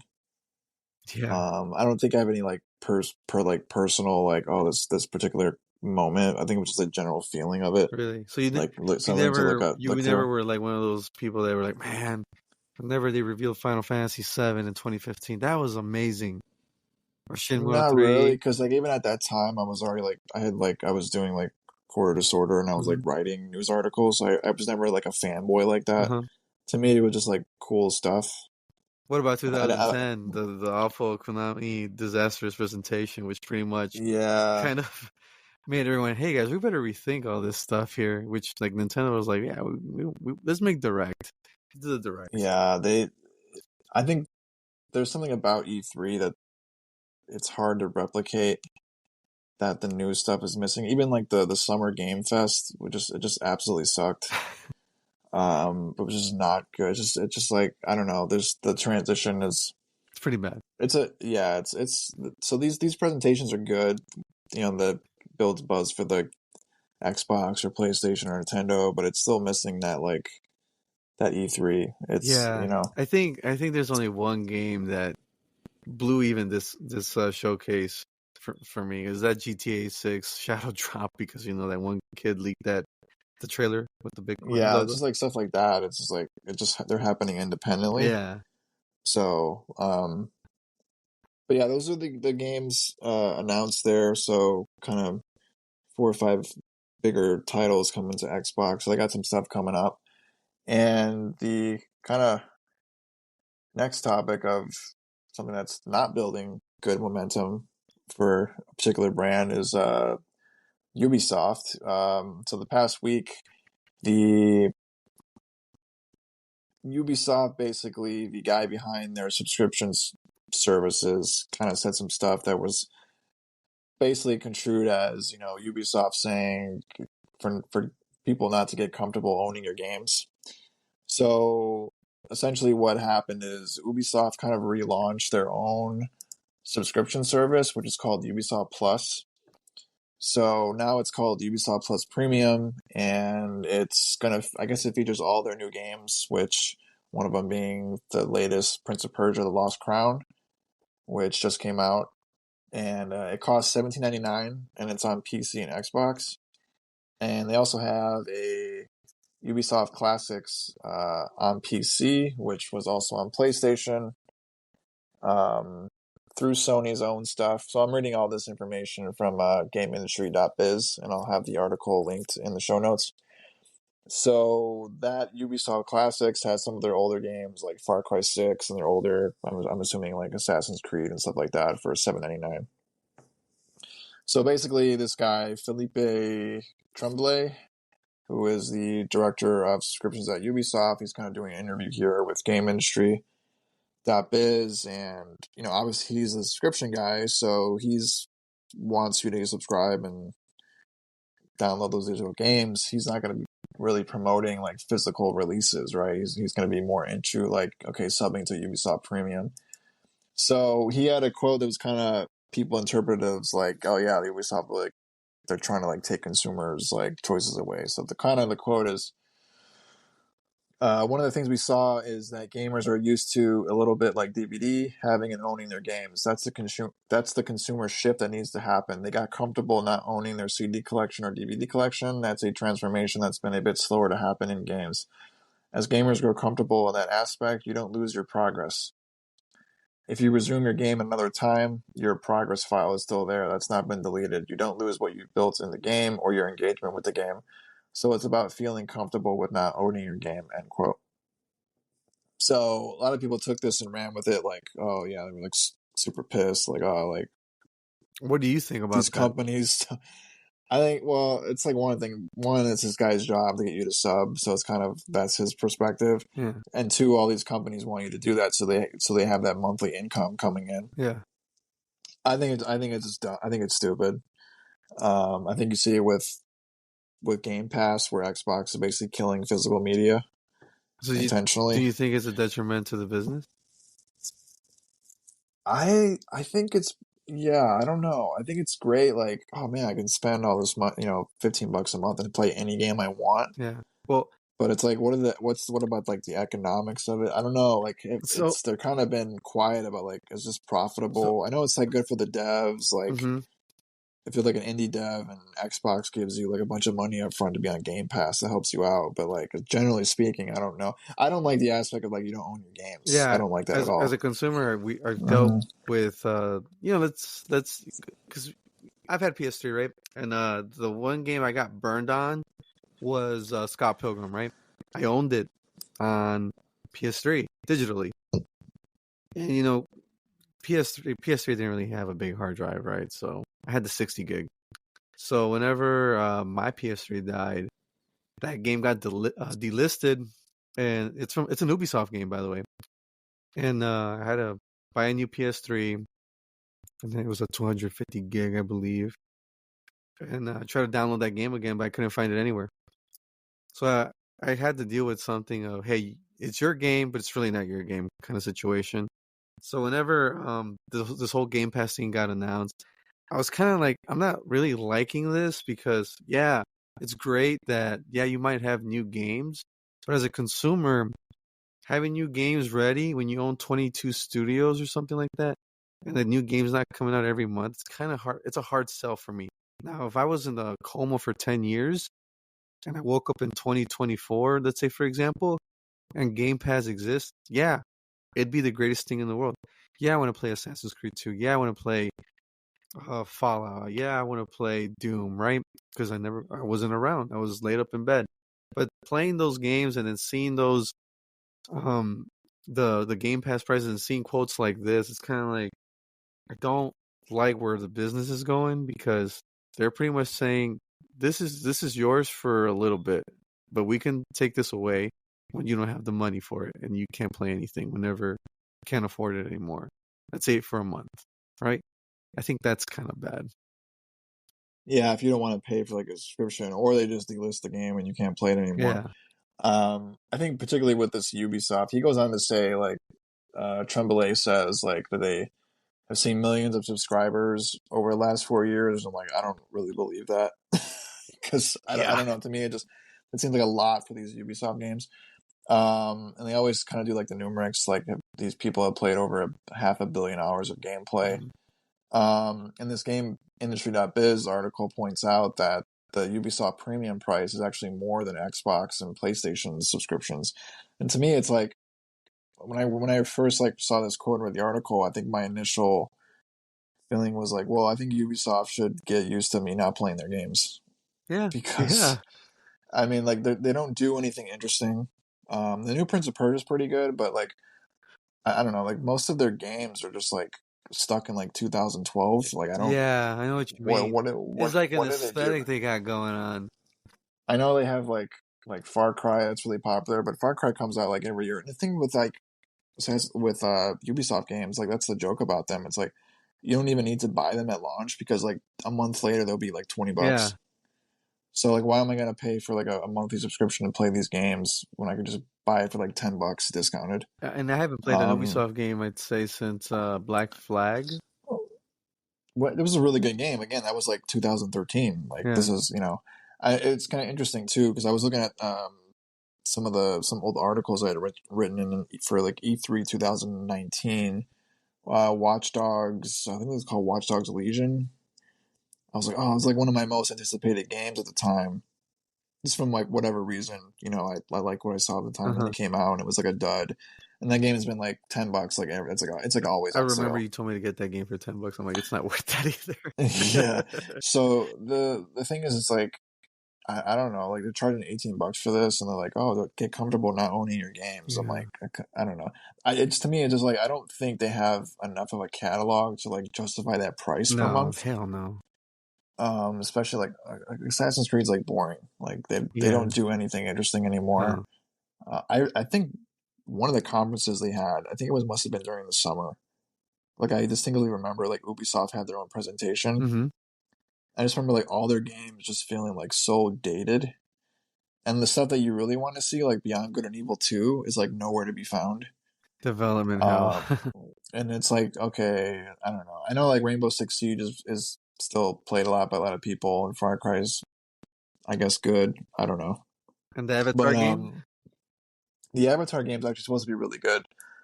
That just came out, but again, I don't care about Avatar, so I'm not gonna play Yeah. this thing. I I don't still care. haven't even seen the first movie. That's my Uh, feelings on that. yeah, they have a second one now. You're not gonna watch that Oh, either. for So, sure. um, yeah, I don't know. I don't know if this was the guy's intention to come off like that, but the quote, I It's mean, he not just didn't good. really. It's not a good look. I You mean, read it silently and you say it out loud, it's not good. and also too, like Ubisoft, they have like a lot of issues with like I think like harassment and workers issues and stuff. It's like, man, this company Yeah, sucks. company Like I sucks. just I don't. I'm just not interested in what they're doing. And especially if they're gonna charge like I mean, they all do it. Like Electronic Arts does it and stuff like that. But if you're really gonna charge for this for a month, You gotta have you a gotta great make some better catalog. You gotta games. back it up. The hmm quality has to be there if you're gonna pay for a price like this month. This is ridiculous. So that's that. Yeah, I think that's like the shift that a lot of these major companies want. They want to have total control over the games and how you buy them and own them. But I don't think that's really great for For a consumer on the standpoint. consumer side. So, and kind of going off of that, in this digital shift, UK retailer Game is no longer going to be taking physical trade-ins of video games. So, I guess over in the UK, they are one of the largest gaming retail chains, and used games will continue to be sold until they're basically all sold out. But they are going to be no longer taking trade-ins. So, It's big. it does sound it's kind of big news. It does sound like a lot of it had to do, according to this Eurogamer article, a lot of it had to do with streamlining a process of their locations and how they're doing training and tracking of inventory. Because I guess some of these game stores are within these stores called Sports Direct. So I guess they were trying to like streamline some of the inventory process and stuff. But also goes to this, you know, where things are going with digital and physical releases. Like they're just not. It's just not as big as it used to be anymore. And there's such a big shift. And even in America, when you go to like a GameStop, like there's not a lot of pre-owned games on the shelves anymore. The stores are so shrunken. And I think this game Yeah. store in the UK, I believe they sell like a lot of toys and things like that. So that's kind of where things have gone. But it's kind of crazy. Like you can't trade your games in anymore. Like, I want to say a Simpsons joke because I just watched an episode earlier with my son. There's a there's an episode where Bart gets an earring at the mall, and he's a little kid. So he goes up to the guy. He goes, "Hey, I would like to get an earring. My ear's pierced." And he goes, "You better hurry up, Sonny, before this becomes a Starbucks, right?" So whenever he leaves, he's walking out with his latte. Well, anyways, the joke I'm gonna make is, I think when you go to GameStop, you're gonna be in the PlayStation 5 section, and they're gonna tell you, "You better hurry up, Sonny, before they turn this section right here into a Funko Pop section." You know? yeah, if it's not there already, Yeah, yeah, it's ridiculous or like how. some Pokemon stuff. Yeah, literally. hmm But I think Um, this is a big problem though. If GameStop goes this route, Man, it's not good. It's not Yeah, good. I think I don't know. At some point, I think there's the secondary market. I mean, these game companies have been trying to kill the secondary market since like the online pass stuff in the Yeah, 2010s. that's So right. Yeah, this is like their ultimate goal. But I still think having that physical game is important to a lot of people, especially like it is to depending me. on what country you live in and certain parts of the world you live in. Like it's more beneficial to have a physical Hmm. copy. But this game store is going to be stopping on February 16th. So I guess if you're in the UK, you can get some games on clearance. Pretty cool, that in that aspect. But just kind of another nail in the coffin for physical games, like slowly going towards that route. But another issue to talk about is with some content that's going to be locked behind some paywall here is like Sega's Like a Dragon Infinite Wealth puts the New Game Plus mode behind a $15 upgrade. It's ridiculous. So this game is coming out January 26th for consoles and Steam. And the deluxe and ultimate editions, which cost $15 and $40 more than the standard version, they're going to have an exclusive, what they're calling a master vacation bundle, which is not included in the standard and also has a bonus dungeon and some other items, and then has New Game Plus locked behind it. So I don't think I've ever heard of a game blocking New Game Plus behind a certain This is a the version first of one it. that I know. Yeah, that's crazy. Like, That's like Remedy coming out and going on the video game awards. Like, guess what, guys? We're gonna have New Game Plus, but you gotta pay $15. Do you think fans are gonna cheer for that? Hell no. no, it's like, and the New Game Plus is like it's just always been there. It's Yeah, like, why are you charging $15 for this? Like, yeah. I don't It's get the logic. ridiculous. I mean, they're just trying to make money probably, but like, what's the deal with that? Like, Yeah. and also other content too. Like, there's a bonus dungeon you're locked out of if you don't have this version. It's freaking Um, ridiculous, man. so It's that's like yeah, it's another. like okay, we gotta get people to buy our subscription. By the way, if they want to own the thing, we gotta charge them $15 more or $40 more to get the New Game Plus, and then content being it's just ridiculous. Yeah, that's I'm not a fan of this. So Yeah, I hate this. I'm gonna be interested to see where they go with this and if they kind of walk this back. But it's on their website and FAQ, and they're breaking down all the different versions of the game. So And it's kind um, of weird because when you pay for those those deluxe and ultimate editions, right? Like you get that New Game Plus. It's kind of like the issue with Mortal Kombat 1. You get that early access, and then the game comes out like 2 or 3 days later, but people are going to pay for it because they really want to play the game. It's like they're just taking advantage of consumers. yeah, that's a good point. Yeah, just another kind of, I guess, see how far they can push it. Hmm. Um, but this is a weird story here. So Take Two Interactive and Remedy Entertainment, we talked about earlier in the show with Alan Wake and Max Payne, they were in a brief kind of little Dispute. clash Yeah. over a trademark dispute, which is so super weird. So basically, Take Two kind of filed a trademark dispute towards Remedy for their logo. So Remedy has a logo, a new logo where it's like two R's together and then the word Remedy underneath it. Yeah. And then Rockstar Games is R with a star next to it. And Yeah. they kind of said, With okay, there's confusion. with like a yellow background in the square. Yeah, so they're kind of like, we're kind of fighting this trademark. But it appears it was resolved because Remedy came out. it's been taken care of. Yeah. Yeah. Remedy came out and said that, oh, that happened. And what's funny is it's like, oh, we took care of that in late 2023 in December, right? And it's like Mm-hmm. this was like a few weeks back. What's the weirdest part about this is that like Remedy is working with Rockstar Games to Remake the Max Payne. re-release, Yeah. yeah, remake Max Payne 1 and 2. So this is like your business partner, and at the same time, it's like you're sending legal stuff to them. I think this is a case where like one department didn't know what the other one was Yeah. doing. It's like so weird. That's like if you were trying to sue me because the L looked too close to the T, and me just telling you, hey, why are you suing me? Oh, let's just do the Yeah, show. I probably will sue you for that. Actually, now that you bring it up, I think I am going to sue you. I'm going to do that Oh actually. god. But yeah, it was kind of like a weird story, but it's been resolved. But still, just like really just strange. Yeah. Um, Very, very strange. I bet it was awkward for people going into the office whenever all that mhm. went down. Hey, why's your boss suing me? So yeah, trademark stuff is especially Take Two has kind of done this before, with different companies and stuff with like trademark issues. So that's not the first time they've done something like this. But moving on to some of the next topics. So these are kind of lumped together. Unfortunately, there's been like a lot of layoffs. You know, the year just kind of started in the past week as far as different gaming studios of people getting laid off and losing their jobs. So we're kind of go through some of these and highlight them because there was actually a lot that took place this past week. Um, the first being a Lost Boys Interactive, which is a Gearbox owned studio, and also above that, Embracer Group owns all these companies, so they're part of the Embracer Group.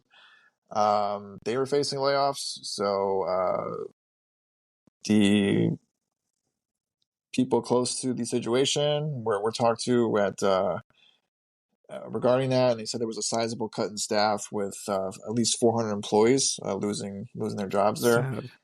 It's a lot of A people, lot of and so people. this company was founded in 2017, and they kind of did work on Tiny Tina's Wonderlands, Diablo 4, and The Quiet It's Man. So crazy. not really like a lot of original stuff, but they kind of like helped some of these teams out. Hmm. And they were acquired by Gearbox in 2022. So, and then like I said, Embracer Group has been going through these issues and getting a lot of backlash because they sucked up all these companies. Now they're releasing all these people because they didn't get the money that they were banking on. I believe from like Saudi Arabia or something like that. Uh-huh.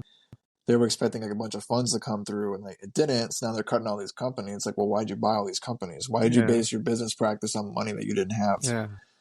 It's completely stupid, and all these people are losing their jobs now. So that's a lot of people at this studio, for like 400 people. Um, another company that cut some staff was a group company called Thunderful Group, which is a Swedish company that has a number of subsidiaries for development and publishing. They've released games like SteamWorld Build last year in 2023. A lot of the SteamWorld games have been there. If you go on their website, they have like a ton of indie games that they've released and published or developed.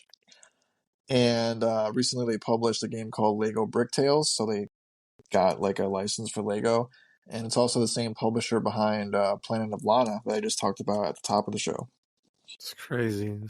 So they also made the one of the development teams was behind a game called The Gunk, which I played on Game Pass a couple of years ago, another indie kind of adventure game. So kind of in that realm of those type of games they're releasing. And 20% of the staff were fired, probably 100 people, as it has 500 employees in Europe. This is according to VideoGameChronicles.com. And the restructuring was due to overinvestments, according to the company. So that sucks. So they just kind of just made some bad Bad business business. Yeah. decisions, and now people are losing their jobs. So that's a pretty big group in Sweden. They have like a lot of games under their umbrella, so that's a kind of a hit there. And another studio was mobile studio called Pixelberry. It's facing layoffs. The total number was not given, and this was reported by GameDeveloper.com. It is a California studio who is owned by Nexon, who is the big Korean company that owns a lot of different studios, things like that. They were acquired by them in 2017, and they kind of make mobile games like these weird stuff you see in the store, like what they're called choices, stories you play. One game is called High School Story, and Hollywood You. I mean, obviously not stuff that we would play on the show, but still, it sucks people lost their jobs, and Yeah. they probably work really hard at that studio and things like that, and they were kind of let go. I don't believe a reason was really given. They kind of just talked about the layoffs. Um, seemed like a smaller studio though, so not a huge big team, but they didn't really go into specifics about how many people were let go. And other studios, so we're kind of just rolling through these studios of facing layoffs. CI Games, who is the Lords of the Fallen publisher, lays off 10% of its staff. So this was reported by GamesIndustry.biz again, and this is a company based in Poland. It was reported that a majority of their marketing team is gone, and the Lords of the Fallen developer studio Hexworks and Sniper Ghost Warrior studio Underdog were affected by the layoffs as well. So it's kind of interesting because Lords of the Fallen came out last year, and the original game came out in like 2014, and this was also called Lords of the Fallen. So I think it was like a redo or a sequel or something like that. But it came out last year, and it sold over 1 million copies in 10 10 million. days. Wow. And it cost 66.2 million to make, and they cut staff on there. So um, Pretty crazy. this is happening all over the world. Poland, you got Sweden, you got here in America, in California. So the last studio that kind of faced some closure, some layoffs as well, was the Dead by Daylight developer Behavior Interactive, which this one kind of surprised me because that game is still really, really popular. And if you go on Twitch, it's still one of the most streamed games and stuff, and they're constantly updating it. But this was reported by Eurogamer.net, and about 45 people were laid off across different departments of their Montreal studio, and the company has 1,300 employees worldwide. And so 45 people at their Montreal location were laid off. Yeah, that So sucks. string of layoffs. We're already only in the first month of the year. Hope all these people are able to bounce back and get into something quickly and land somewhere where they can excel and use their talents to the best of their ability and just kind of, not have too much disruption in their personal lives, because I'm sure all these people, work really hard and stuff. And it's usually always just the regular people. The people at the top make these poor decisions, and the people that pay for it are the people that are working there every day. So best of luck to everybody there. But yeah, I was surprised at the number of just in 1 week, all these studios face layoffs, and there might have been even more. These are the ones that I saw that were reported on. So This sucks. yeah, and these companies are they're laid off. They're pretty prolific. They have a lot going on, um, but yeah, hopefully everybody gets on their feet, and we don't see too many more reports of this in the near future. Hopefully, it starts slowing down with all these layoffs in the game industry. Yeah. But something that's also affecting the game industry and some of the workers is it's been happening more and more with certain games. So there's a game coming out from Square Enix called Foam Stars. Mm-hmm. This is releasing on February 6th of this year. It's part of PlayStation Plus. So if you have a PlayStation Plus subscription at any of the 3 tiers, it's going to be one of the monthly games that you get in February. And this game is basically Splatoon, but on PlayStation. If you look up video and screenshots of this game, it looks like Splatoon, like a multiplayer game like that. And it's coming out for PS4 and PS5. Kind of interesting. It's a day one game on PlayStation, so that's Yeah, interesting. it's pretty That wild. Sony's kind of aggressively doing that too, as well. And the kind of some of the little controversy with this game is that it does use AI art in Mm-hmm. some of the games. So basically, this was reported by VideoGamesChronicle.com, who talked to the studio there, and Square Enix did confirm that the game does use a program called Midjourney, which is a popular generative AI tool that transforms text prompts into visual art to create a small number of art for in-game icons. Again, this was reported by Video Games Chronicle.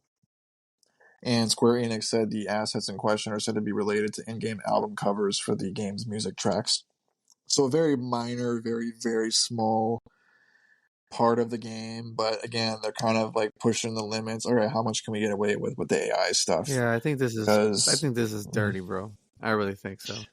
yeah, because eventually it's going to be somebody's job Mm-hmm. at some point. Yeah. This is going to replace somebody's job. But they said like, no, we had real people doing most of the art, but this is like a very, very, very small um, part of the artwork in the game. That's how it starts. Like, why Yeah. why couldn't they just give this to somebody to do? That's them Like, I saying don't. like, no, I just wanted to spend this much money on this program just to see what it does. That's it.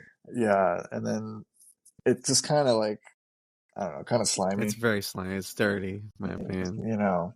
But Do better, the Square. game is the game is day one on PlayStation Plus. So if you are, like I said, if you are at any of the three tiers from the basic one to the last highest one, you will get this game in February. And it looks like I'm surprised Nintendo hasn't sued them, but I guess they really can't because it looks like Splatoon. Like this is Are you gonna Splatoon. play this? I don't know. I feel like I kind of want to check it out, but I feel weird because like the AI stuff. Like Yeah, I'm like I don't want to, But I don't know. I might check it out, but I don't know. It's like I said, it's Splatoon, but on PlayStation. I'll just download a program and just say Tim playing this game, and then it's just you. And like I have photo evidence, Tim, of you playing this game. Yeah. Um, but that is like I said, coming out in February.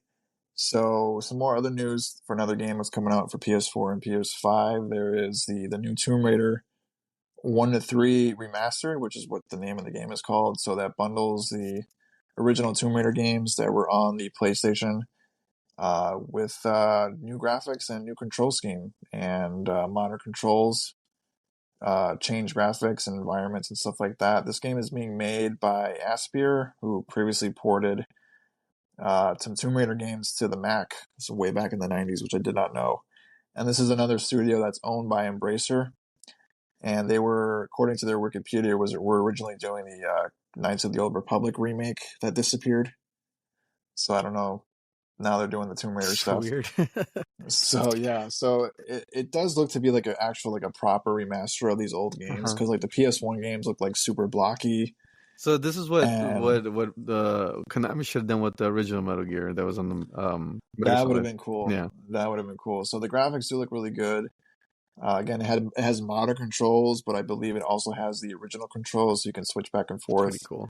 with the controls and the graphics. It apparently has over 200 trophies, which is a lot.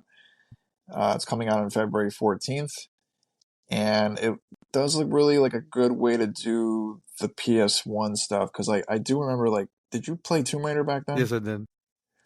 What did you think of it? Because I always just felt like this, I just never could get into like the controls. The controls were really hard for me to get into as well. It it looked too. I don't know. Not from a visual standpoint as well. It was like too grainy, you know, at the time, even back then. But I never could get into the game after. I mean, I just remember back then just like being at her mansion and then trying to get her butler stuck in some like kitchen area or something. The butler was really creepy, by the way, in that game. Yeah, I don't think I think I might have played like the first one and I just could never get past like the controls. It was like you had to like line up the control like the Yeah, character where you wanted to jump. awkward It just felt like awkward. movements. Like it Yeah, felt like it just didn't feel like I just could never get into the like controls. you would try to move back, like take a step back, and Lara would just She like would like jump. jump. Yeah, just jump. Yeah. But there's some like nostalgia for that 90s like Yeah. PlayStation stuff. Like I think it'll be good. I am like interested in playing this. There was some stuff I was seeing online. I think I was reading on like Reset Era forum that like some people were saying that it might use like AI for some of the environments based on the screenshots. I'm like, come on, man, come on, man. Oh man, why are they So I doing this? wasn't. I don't know. I guess I gotta like look into that. Like, how do you tell like when it's like AI Yeah, made how can compared I to like a like? person? Yeah, how can I just scroll down the forum and like, yeah, here's proof. That's So I guess definitely they were. AI. Yeah, they were comparing some of like the walls and stuff like that, and I'm like, oh, okay.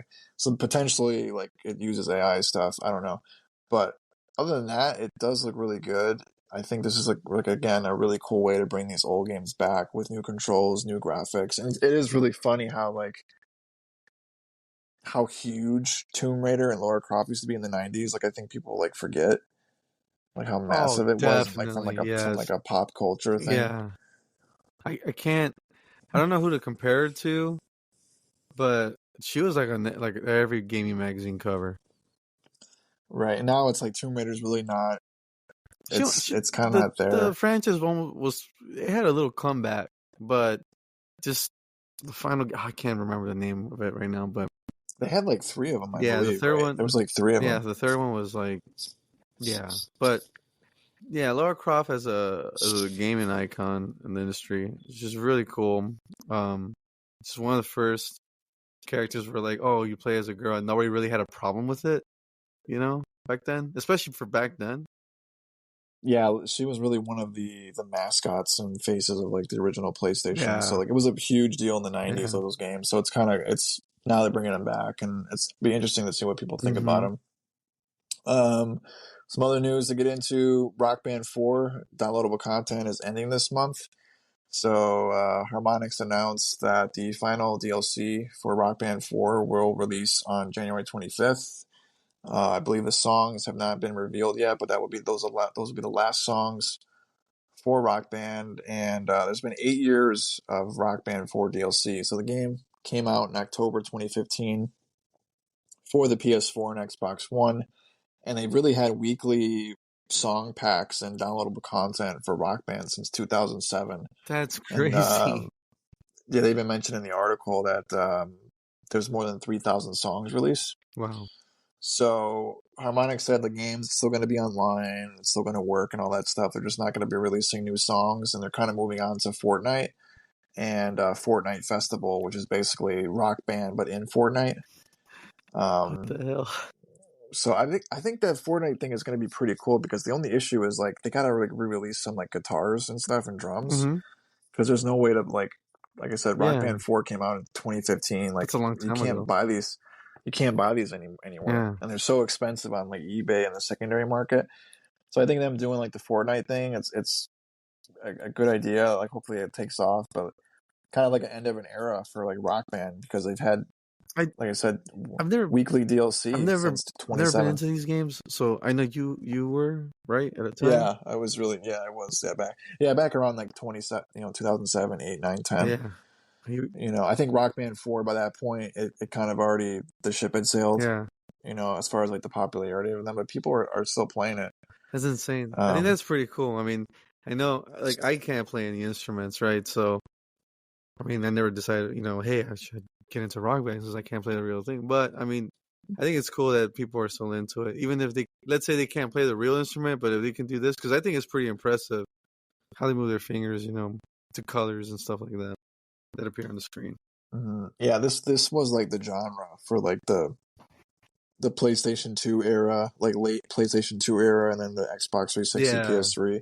Like this was the genre, the music genre. I mean, I know it's still popular, but again, you can't buy the instruments anywhere, and even if you can, it's secondhand and they're so expensive. So maybe putting it into Fortnite, you're getting that huge audience in there. Maybe put the songs in there, re-release some new instruments this year, and then move that because they're really going in all in on the Fortnite that's pretty Festival cool. and At least, the racing game and Lego Fortnite and all that stuff. So yeah, at least there's a place for those people that are into this. Because again, yeah, whenever you put this on, for us to talk about Rockback, I haven't heard that in years.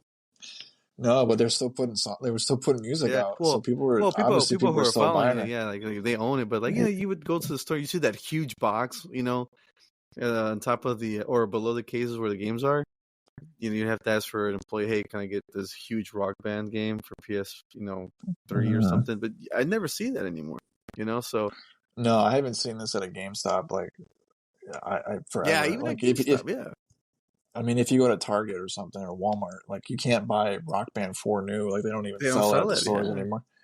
So, but yeah, end of an era. So that's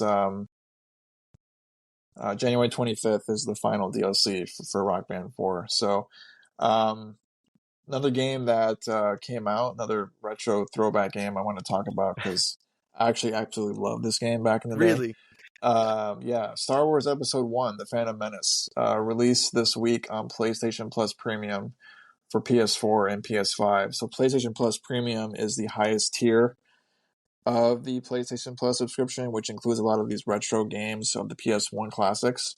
hmm But you can also buy it separately for I think $4.99. it's better off buying 4.99. That's just me.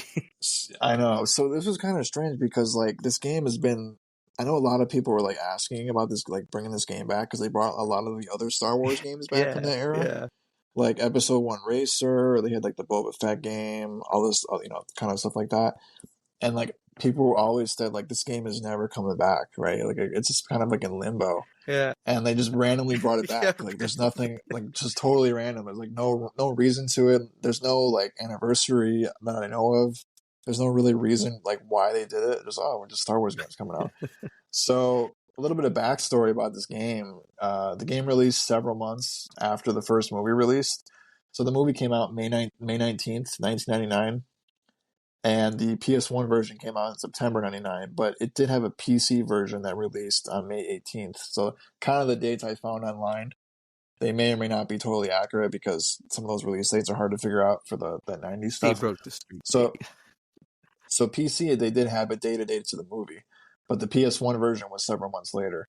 And it pretty much follows the entire plot of the Episode 1 movie, which is about a young Anakin Skywalker being discovered by Obi-Wan Kenobi and his master Qui-Gon Jinn, and they're trying to get him to be accepted under the Jedi training, and then they fight a Sith Lord called Darth Maul, and there's which is the joke about the movie. There's the whole movie's about like a trade route being disrupted. Mm-hmm.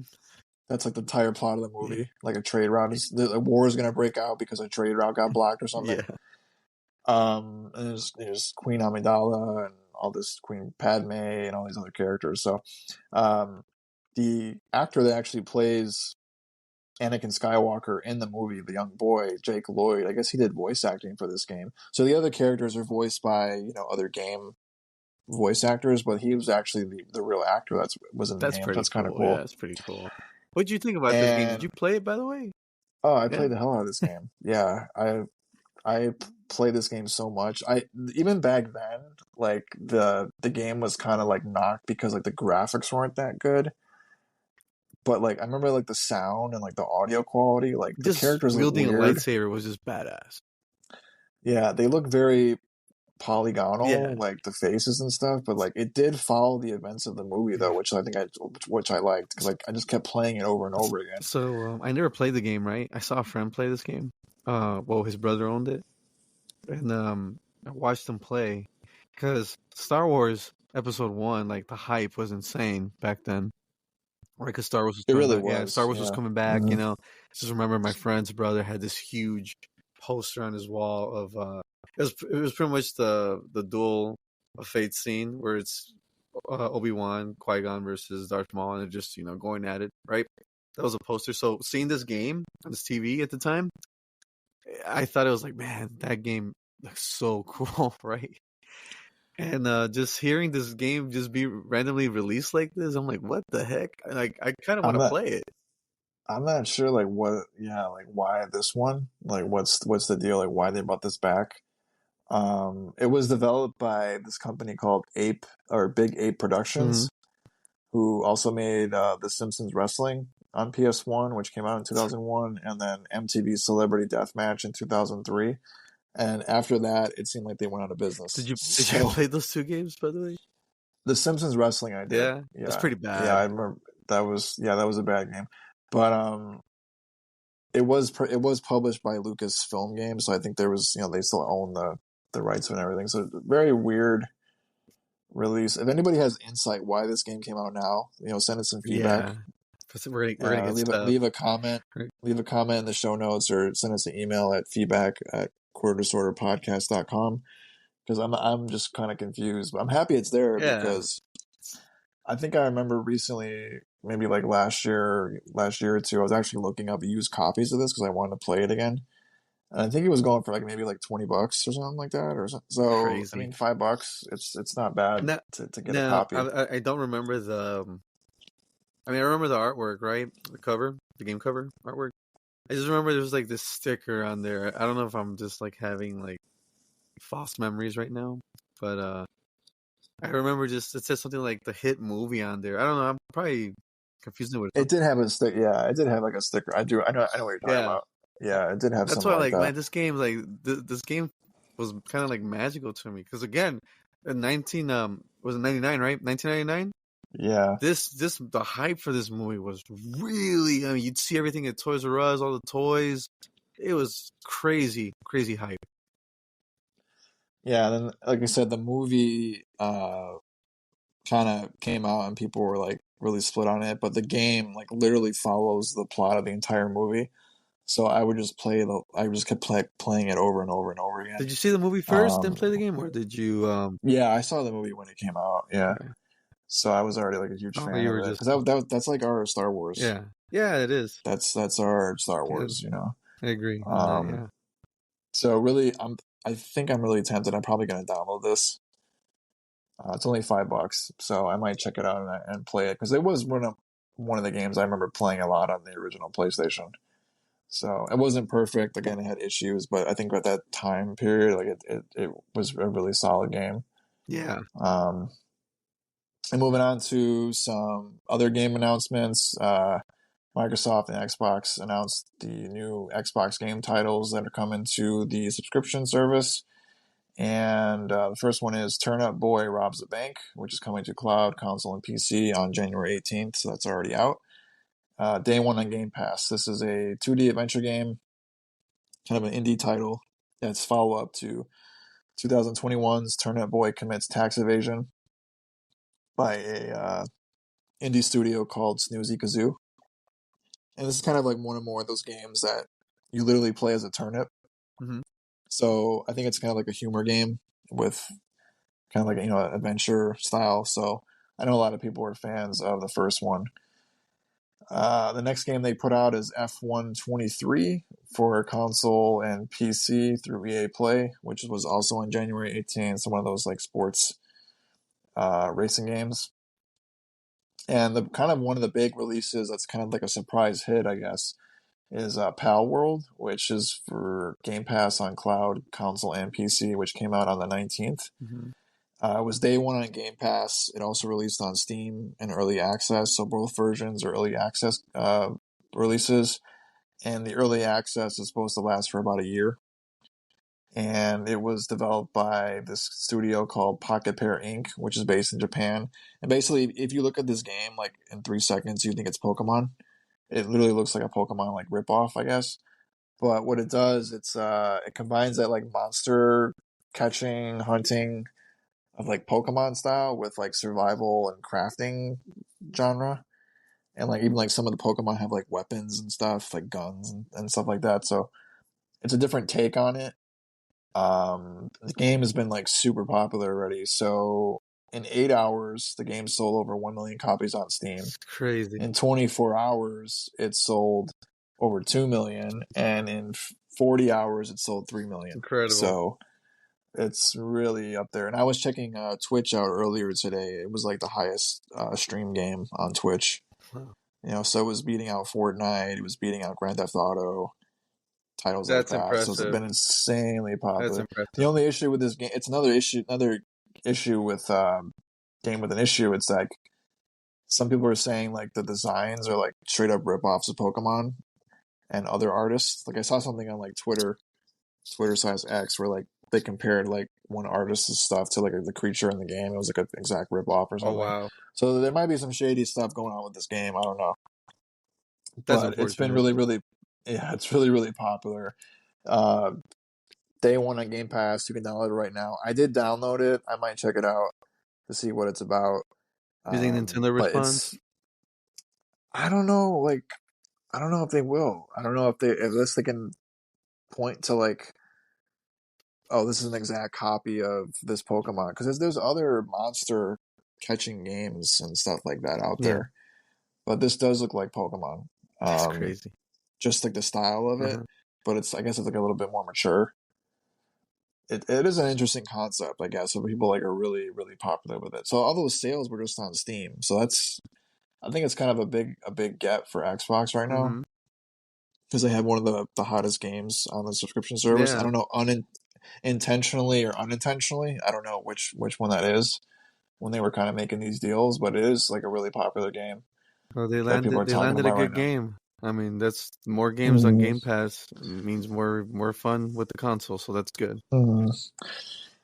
And another game coming out is Go Mecha Ball on January 25th. This is kind of like another, I think, an indie puzzle strategy type game. It's day one on Game Pass.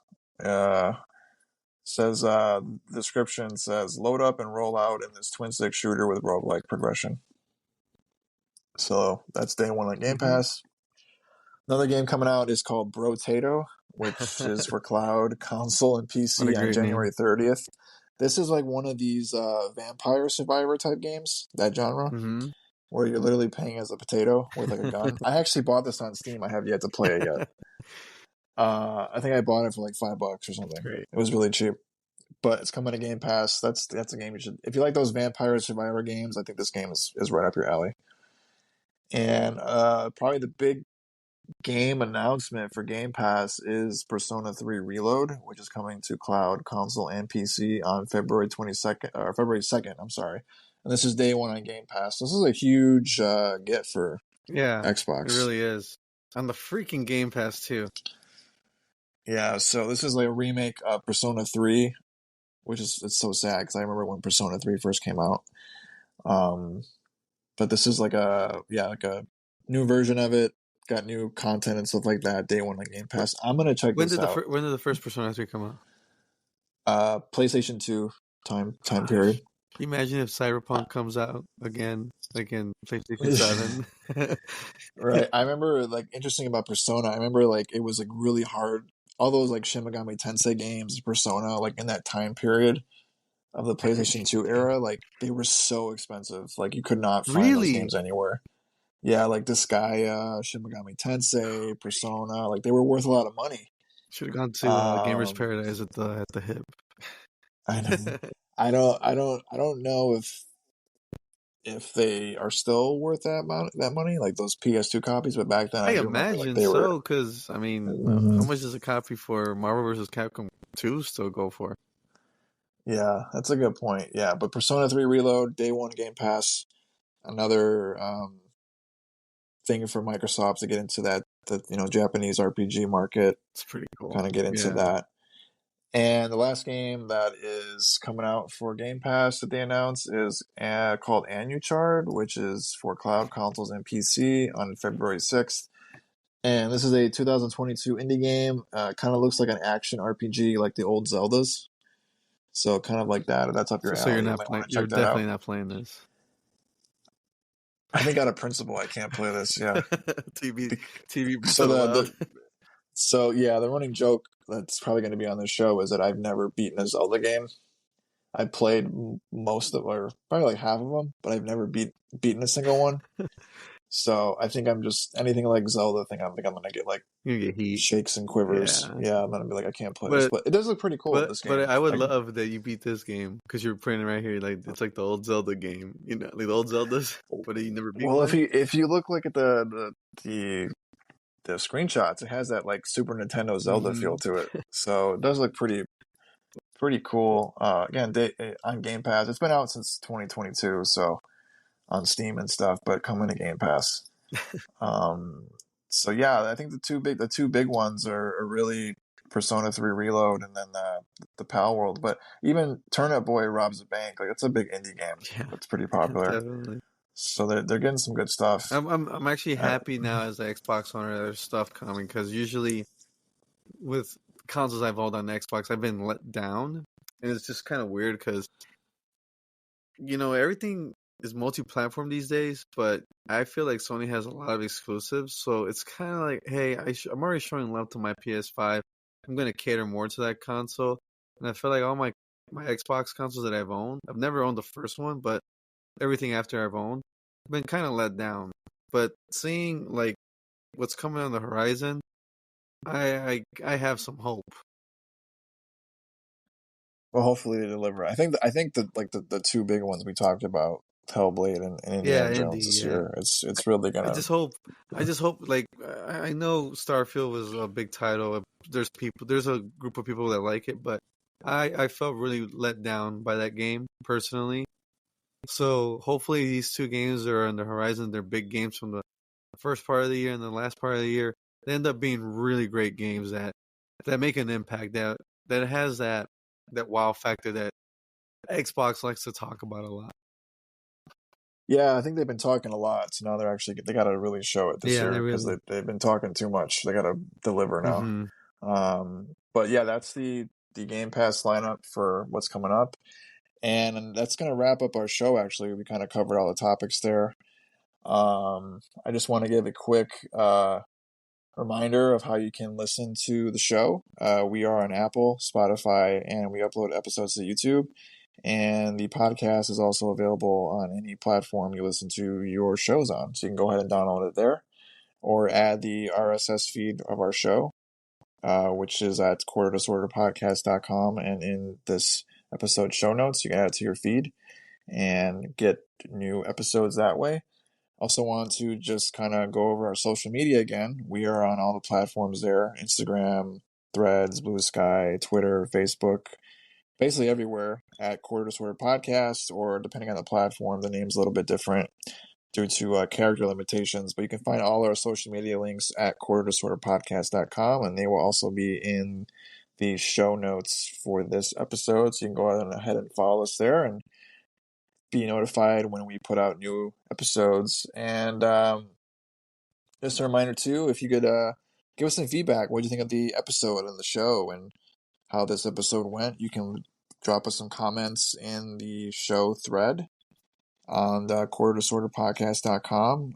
Leave us some comments by emailing feedback at quarterdisorderpodcast.com, and then leave us some ratings and reviews on Apple, Spotify, and any other podcast platform. That really helps a lot, gives us more exposure, and kind of gets the show out there and gets more people listening. So if you listen this far, we appreciate it.